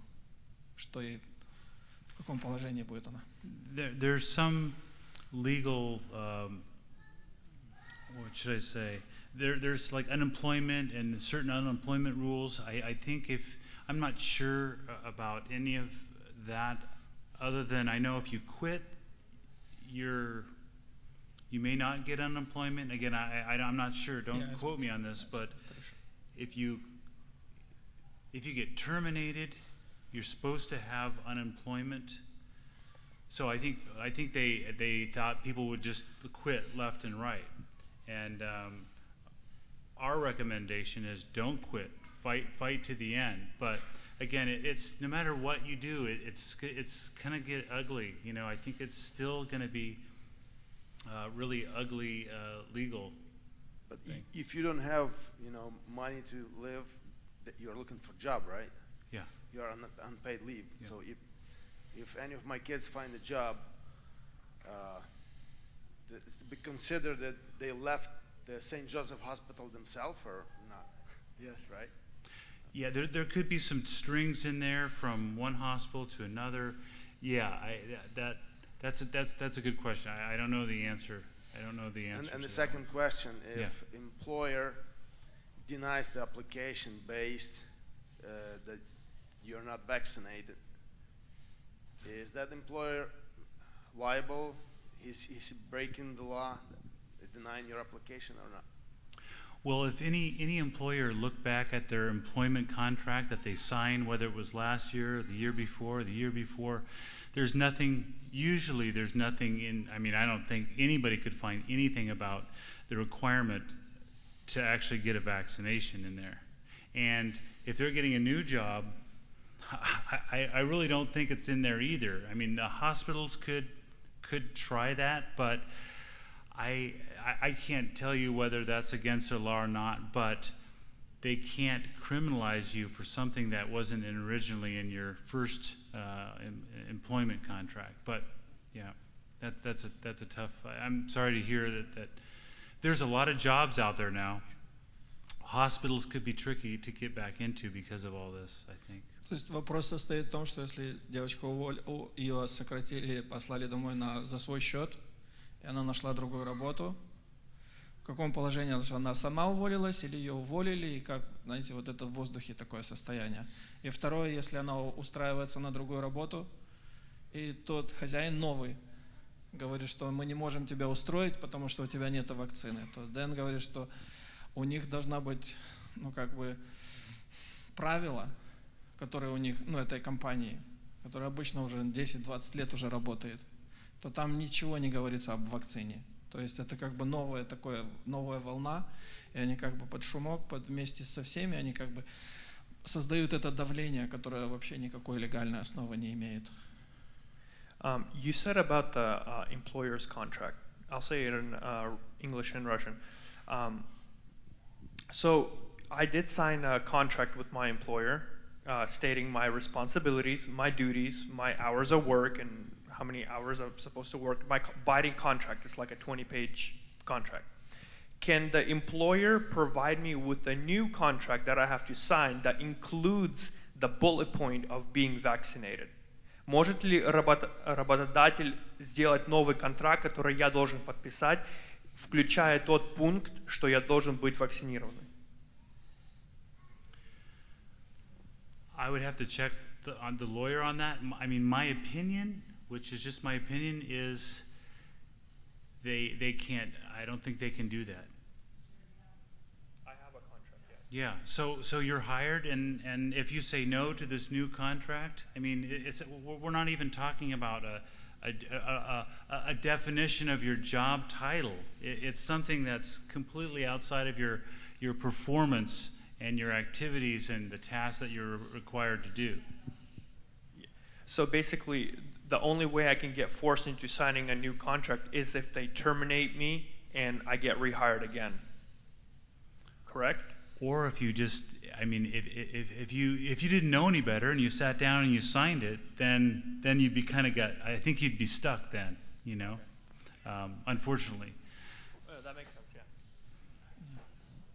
Yeah, but again, in that situation, in that one situation, they're asking you to do a medical intervention, and they're not a doctor. Если уволили уже с работы, Так. выплатили все там ПТО, ну уволили, на основании чего не дают бумаги? Можно ли подавать опять эти бумаги или уже это все бесполезно? Оно уже работать не будет. То есть вот эти бумаги будут работать или нет? Если вас Уже уволили. уволили, С работы. они написали бумагу, что они... Ничего Не дали ничего, но выплатили все и сказали, ты не имеешь права даже войти в здание. So she got into a situation when they paid all her vacation and PTO and all that stuff, and she's not even allowed to come back on premises for the company. So is this paper gonna work? Is she still employed there? Нет, да. Ну, с 9 числа сентября я уже не работаю. Since 9th, the September 9th, that's what happened. So they... September 9th. So So- Бумагу не дали. if you're still They didn't if you give her still any- have She didn't get any papers. okay, So just so let her. so that's wrong right there. Until they actually give you a termination letter, then you're not terminated. Я спросила Yeah. моего супервайзера, он мне прислал брошюру of termination from work. Брошюру, но он не дал мне никаких бумаг. So- Мы позвонили в HR, они говорят, мы видим, что ты не работаешь, но никаких бумаг нет. If anybody says you're terminated, you ask them to put it in writing, and then it's real. But yeah, it's you might check, you might try to write the email to, and then we can get our lawyer to figure out what to do there. Yeah, it's not easy. I mean we are trying to get as much out there as possible, and we always get new scenarios.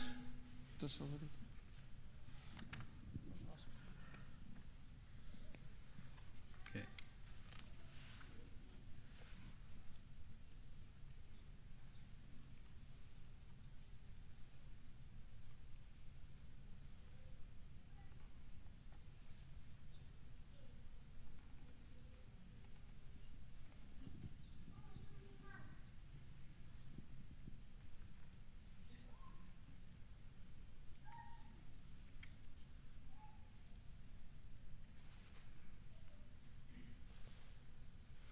Yeah, this I would take a picture of this and then mail that or email it to the email address, and we can try to get back to you as soon as we can.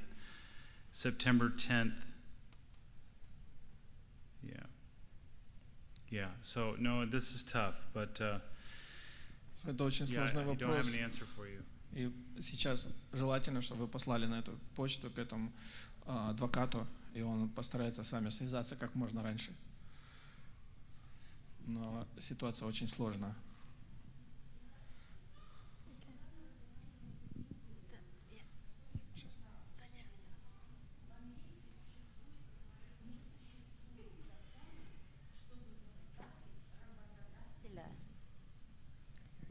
Чтобы заставить работодателя принять человека на работу опять, если он его хочет уволить. Basically, если работодатель захотел уволить, он имеет право человека уволить даже за цвет его туфлей. И в Америке не существует закона, чтобы это, как через лойера, вернуть свое рабочее место. Если они тебя уволили, если ты прошел через HR по какой-то причине, это 100% ты уволен, и больше ты работу не вернешь. ты только можешь этими разговорами, как сказать, обсуждениями получить unemployment and severance pay. That's it. So she said Is it that correct?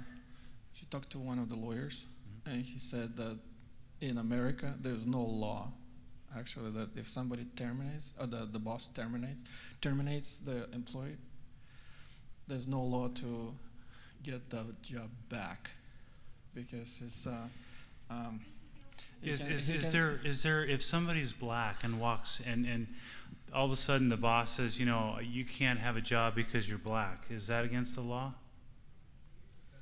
You're in a wheelchair, so I think that comes into, I think that there's a law there. It's a color of law. It's the discrimination one. But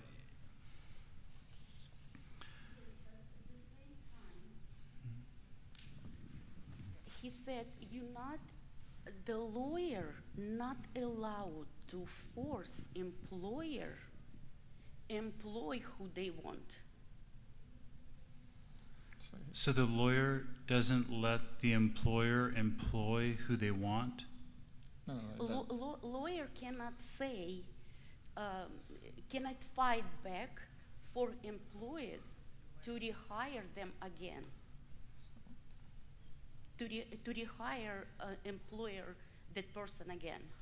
If, for example, they violate some policy, some hospital or whatever policy, and if you went through the HR investigation, they allowed to fire you, and if you will start the case, the lawyer will not able to make your employer give your job back. One of the things that we're seeing is in lots of situations that are coming into the website or the email is that places like hospitals that have lawyers enough to know what's right and what's wrong, and so they're putting on people on pressure to get vaccinated or not come into work, and they're leaving a big gray area in there, and so people are not sure what to do. They don't come into work, and then they get fired for not coming into work. They go to work and they don't do what they normally do in their day of employment, and then they go, okay, no, I'm going to fire you because you're not doing your job. And so the recommendation by Lewis, our lawyer, is to go in and sit there and go to work until they give you, unfortunately, they give you a termination letter. And after hopefully you've given them all of these forms, if they give you a termination letter, then they know that this and this termination, this constructive notice and this termination letter, that they don't go together.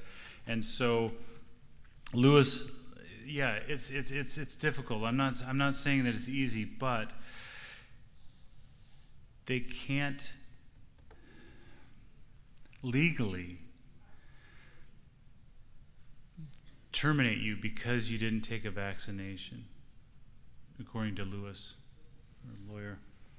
То есть такая ситуация, что человек, если уволен, и он прошел через отдел кадров, то адвокат не имеет права заставить хозяина принять этого рабочего обратно. То есть такого закона нет. Но с другой стороны, Дэн говорит, что когда они увольняют человека или дают ему, как бы пугают, ставят его в такое положение, что человек смиряется, он идет домой, и получается, что он не работает, и его увольняют за то, что он не работает. Или он приходит обратно на работу, но он все то, что он раньше не делал, тоже не делает. То есть какие-то ограничения есть. И на этом основании они как бы берут, говорят, что вот ты всю работу не делаешь, и мы не можем от тебя получать такой дохода, как раньше, и поэтому мы тебя увольняем. То есть там очень такие, знаете, можно сказать, белые пятна в процессе работы, в процессе разговора между хозяином, между рабочими. То есть этим они сейчас пользуются, чтобы человека запугать И чтобы человек как бы сам пошел на эти уступки и сам ставит себя в такое положение, что он уже не полноценный рабочий. И поэтому его сокращают или там. One of the suggestions that our lawyer has mentioned is in companies that have groups of people that know each other that have not taken the vaccine in this mandate, the so-called mandate, we're asking you guys to band together in groups and walk in together and deliver something like this, because if it's just one person, they can kind of like sometimes manipulate. If it's a group of 5 or 10 people that are seeing HR on a certain day with legal papers, it's a lot more intimidating, and then people feel good being in a team, in a group, saying the same thing. То Дэн спрашивает, что или говорит, что когда человек, ну как в одиночку приходит и дает эти бумаги, это одно, а когда приходит группа людей, там 10-12 человек, то это большая разница для хозяина, потому что теперь больше давления переходит на его сторону, потому что в одиночку очень тяжело бороться. So we've put a lot of time, a lot of effort, a lot of money in producing these documents, and our only goal is to give the public, give as much people the power and the information, knowing your rights, knowing your freedoms, knowing a little bit of the law to have power again. And we also are asking for, if you know any other groups that need to be shared this, either maybe you can share it, you can pass on the links, or you can tell us, hey, we have a big group over here, can you come and speak to this group? So that's what we're doing right now, as fast as possible. We just spoke to 600 people on Saturday that were really, really excited, and again, really tough situations with hospitals and firefighters and police officers, highway patrol. So we're in troubled times. Он хочет сказать, что это не просто слова, они потратили огромные суммы на то, чтобы сделать эту организацию, чтобы составить эти бумаги, что у нас есть право, легальное право на основании этих бумаг, потому что это не просто они придумали, это очень высококачественный адвокат составил эти бумаги. И он хочет, чтобы поощрить каждого из нас, как можно шире распространить эту информацию, чтобы мы как можно больше людей проинформировали, и чтобы у нас создавалось больше и больше народу, который проинформирован, и чтобы мы не были как бы запуганы, потому что если мы думаем, что это только вот сейчас такая маленькая группа людей здесь сидит. Он сказал, что в прошлую субботу они разговаривали с большой аудиторией, где-то 600 человек, которые тоже в такой же ситуации. И что со временем оно распространится, и будет больше и больше людей, которые уже будут проинформированы, и мы сможем бороться назад. То есть наша задача как можно больше людей приобщить к этому делу, потому что в одиночку мы не справимся. There's 21 other states that say no way, no vaccine mandates. Уже 21 штат сказали, что не хотят принимать эту вакцину. 21 штат. But basically our group is just all volunteers, except for the lawyer. Мы все добровольцы, кроме адвоката, конечно. So we're trying to get more and more documents, like wrongful termination documents, out of him. And so one of the things we ask, if you can, if you find this information of value, if you find this is getting useful for you, then we also ask for some sort of a donation, maybe $5, $10, or $20, either on the website or I think we've got a jar somewhere. So anyway, we're trying to use what we have to just continue on and fight and get you the documents that you need for all these different situations. Что мы должны понять, что как мы продвигаемся вперед, у нас будет больше и больше препятствий или новые препятствия, которые будут перед нами. Мы должны понять, что это все не бесплатно. И хотя люди будут проинформированы, у нас будут ситуации, которые у нас еще раньше не встречались, поэтому если вы пойдете на веб-сайт и у вас это будет работать и вам поможет, и вы будете считать, что это полезная информация, то если у вас будет желание поделиться финансово и вложить туда, может, маленькую сумму, $5-10, сколько у вас на сердце, то вы можете поддержать эту организацию, так, чтобы она дальше продвигалась и росла, и имела влияние. Потому что без финансов дальше сложно будет. So anyway, we think that we have 30 days. Like we're trying to fight as hard as we can and share as much as we can in the next 20 or 30 days because we think that's going to win whether we go to the next thing, vaccine passports and all these other crazy things that they're going to try to push. If we can stop them at vaccine mandates, then we'll stop everything else that comes up. I think the mask was them to try to get us to comply, to get it warmed up for the vaccines. Мы должны понять, что они на этом не остановятся. Что если посмотреть на маски, они просто хотели посмотреть, сколько людей послушных и согласных с этой системой.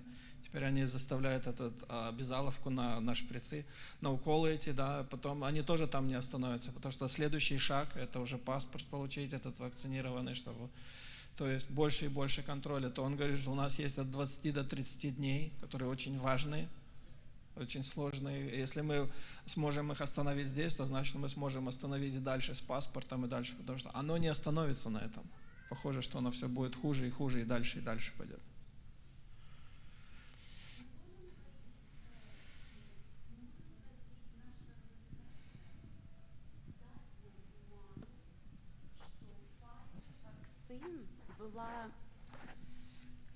Была approved.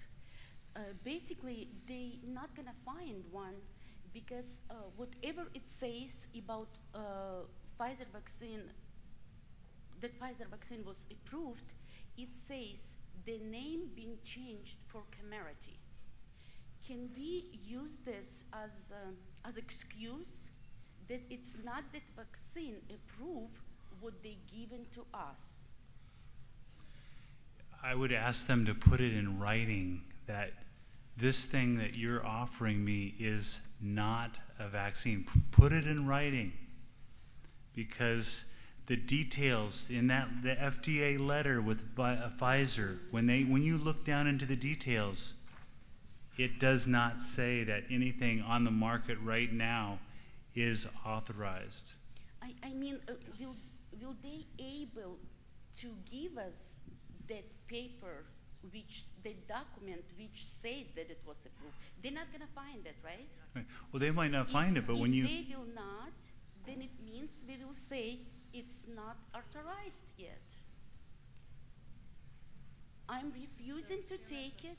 It's still experimental then. Yeah. Do you think it's a good reason to kind of give them a hard time?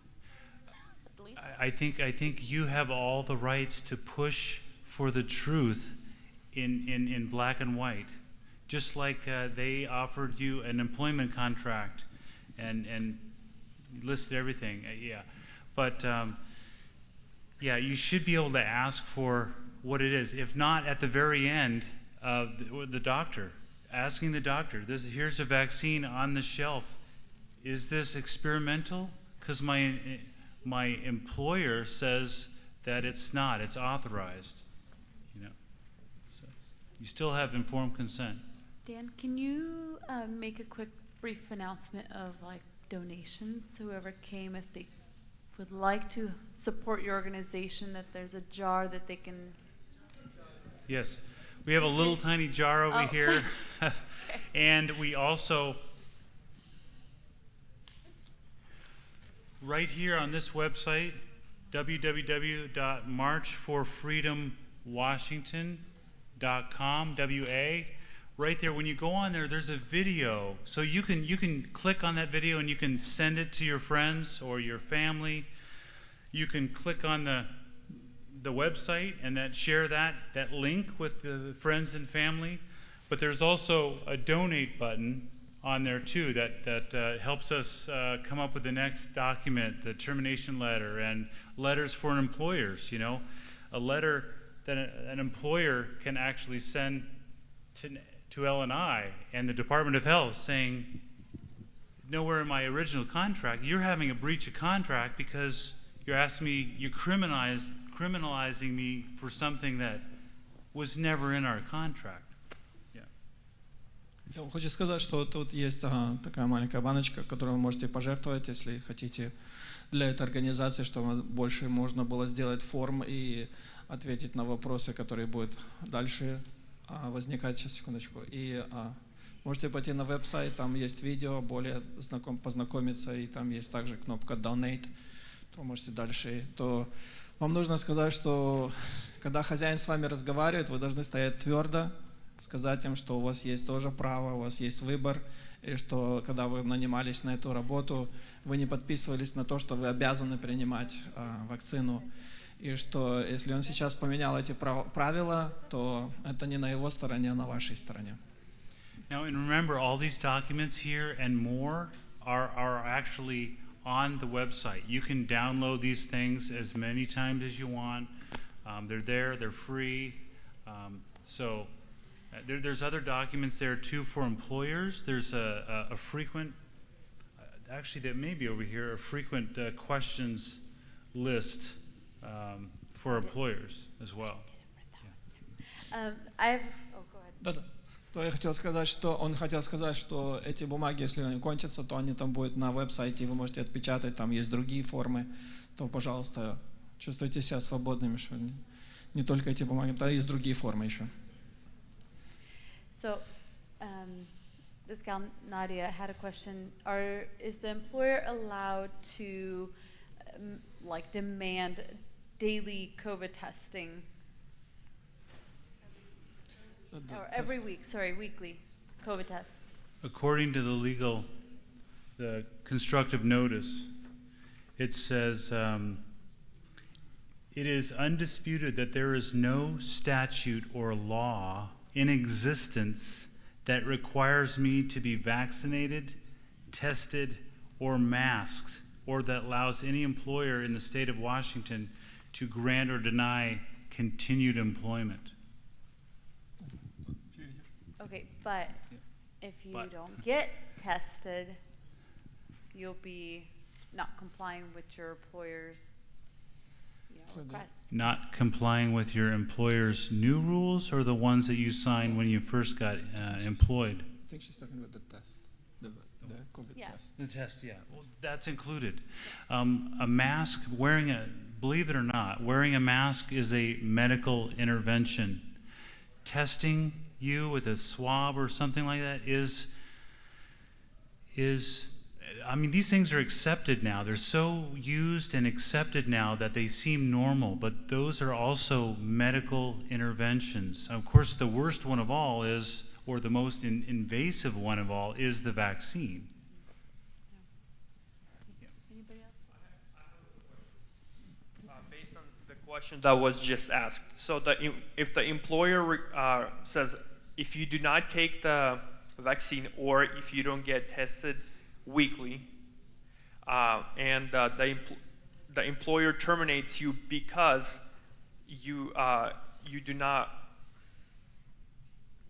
Comply. You do not comply with their rules. Can the employer also argue that we are under state of emergency to cover up their own rerents? Well, even in the law, the governor can't make a new law. He can only suspend something. So in that regard, this one and this one, separation of powers says that they can't. Even in emergency, he can't do that. The law says. And I'm not saying that people are going to fight and try to muddy up the law. I think that's what they're doing. That's what they do all the time. But under the law and under honest judges, again, that's another level. The law is on your side, and it's everywhere. There's so many different layers of informed consent, search and seizure. Your body's your temple, religious. One interesting thing about getting permission. Most people think that they have to ask for permission from an employer to have a religious exemption, when actually all you need to do is state your right under the law. Like, I'm not asking for permission. I'm just telling you that, no, I do not need to do this based on the law. So, yeah, of course we try to say it as friendly as possible, but when they get this legal notice, the laws on here just stack up all the way down, and usually they back away. All of the situations that we have put these out, almost 20,000 of these documents. A lot of employers are holding them and like waiting to the last minute, and so that's a kind of a tactic too that they're using.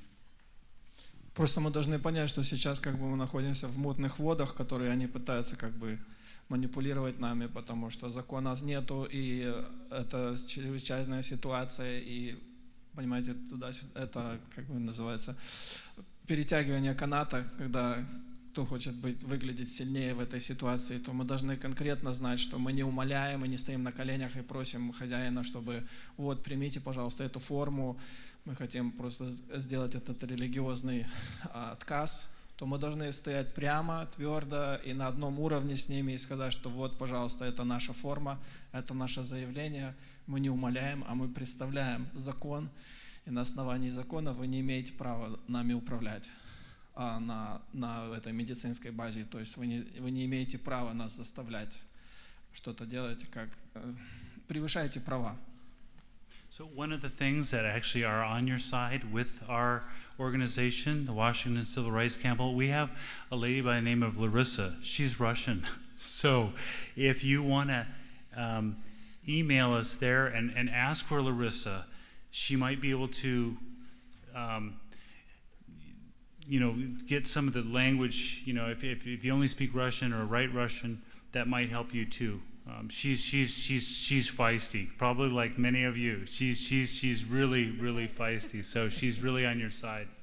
Я хотел сказать, что там, если вы пойдете на наш веб-сайт, там есть имя Лариса, которая это русская женщина, которая в нашей группе, то он хочет всех, поддержать и посоветовать, чтобы вы связались с ней, если вы только по-русски говорите. И он хотел сказать, что она очень боевая женщина, что она будет бороться с вами, биться с вами до конца.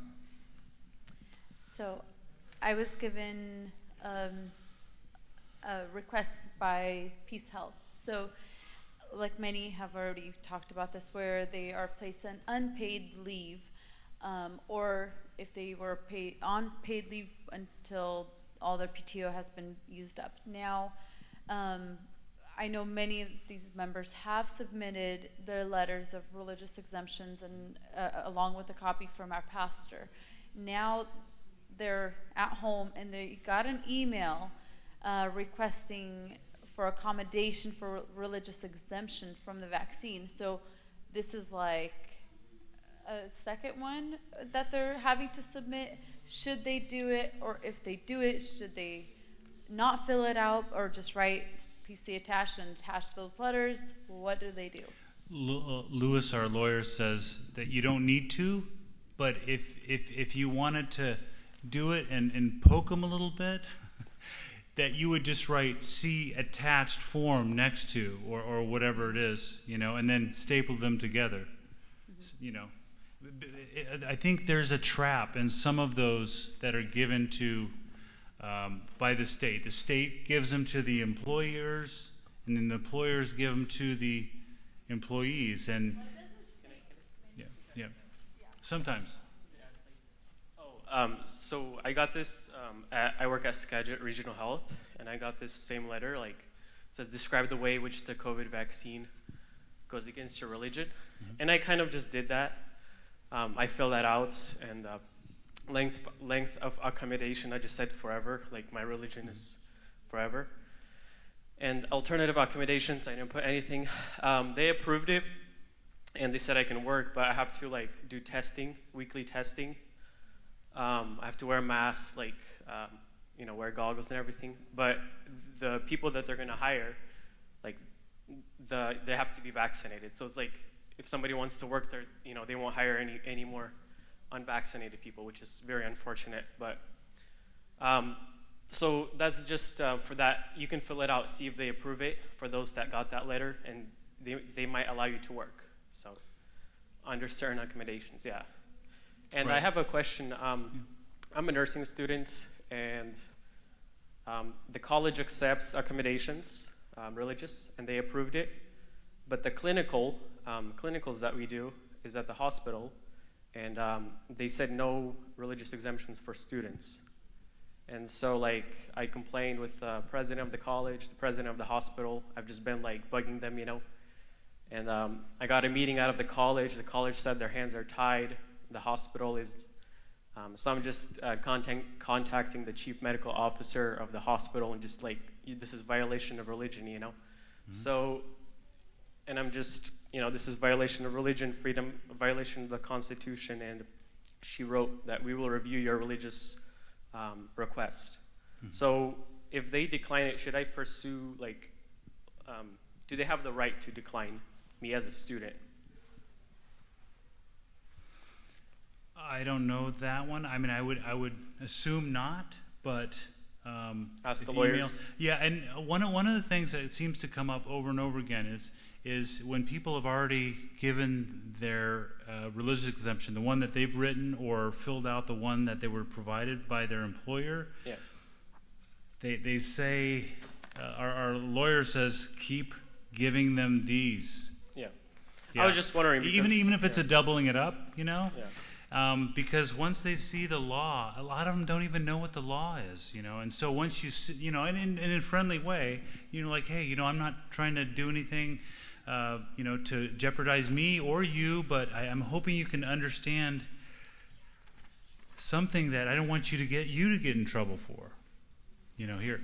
But there's one I think that we haven't written. If you email, you can. I think we have one for schools and vocational colleges.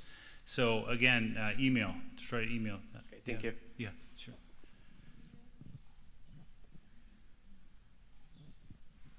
Maybe just one more question. Yeah, the last question. Question: do you foresee this going to Supreme Court? All these litigations, or are there any litigations? Well, I don't know if you've heard of what's happening in Oregon right now. The governor, the Senate. There's 3 Senate people that are starting a grand jury against their governor, against the CDC, against the FDA, and they're going to be prosecuting them for false information around. There's a law that if a medical agency or medical information agency knowingly gives false data and false information, they can be prosecuted for many years. And so I know that's going on. The politicians in the Senate are doing that in Oregon right now. That just came out, I think, yesterday, the day before yesterday. So that's really, really good news. So things are happening.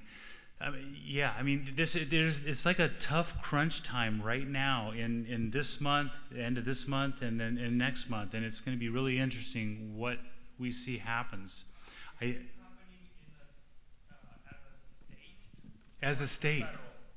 No, there's things are changing. There's a few states. I don't know which states out there, but 21, and I think in this week there's going to be 22 states that say no vaccine mandates. Are those states, I saw that all the governors of those 21 states, they wrote a letter to President Joe Biden stating that you cannot constitutionally force the vaccine. Can they legally start the impeachment process or no? That's a good question. Yeah, I don't know. I'm fighting all these Мы battles уже down начинаем here. уходить local. больше в политику, чем за эти. Окей, хорошо, то давайте, наверное, уже будем заканчивать, потому что... So maybe one more, and then. То есть, если обобщить все это, то мы должны стоять твердо, когда вы берете эту бумагу, вы должны знать, что ее составил очень ответственный человек, который знает, о чем говорит. Когда вы приносите его к своему работодателю, вы должны уверенно это предоставлять. Должны показать, что вы чего-то стоите этой компании и стоять твердо, чтобы люди могли понять, или ваш хозяин мог понять, что вы с ним серьезно разговариваете, а не как не на положении раба, а на положении свободного человека, у которого есть воля и выбор. И это не просто воля и выбор, а на основании закона. We can give you guys some updates on either the other forms that are coming out, like the wrongful termination form, and there's some other ones that I don't know what the titles are yet, coming out this week, because we're trying to hurry as fast as we can, because this time is really crunched down for everybody in the state. So, Would yeah. you recommend everyone here to not hurry with their replies to their employer? Maybe hold off. Well, I mean, yes. So if it's until October 18th, so maybe wait until like the week before October 18th to do that, or the sooner you reply, the better. I don't know. I'm kind of just.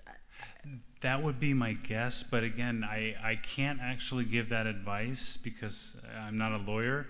But if you email Larissa, who she talks to him every single day, our lawyer.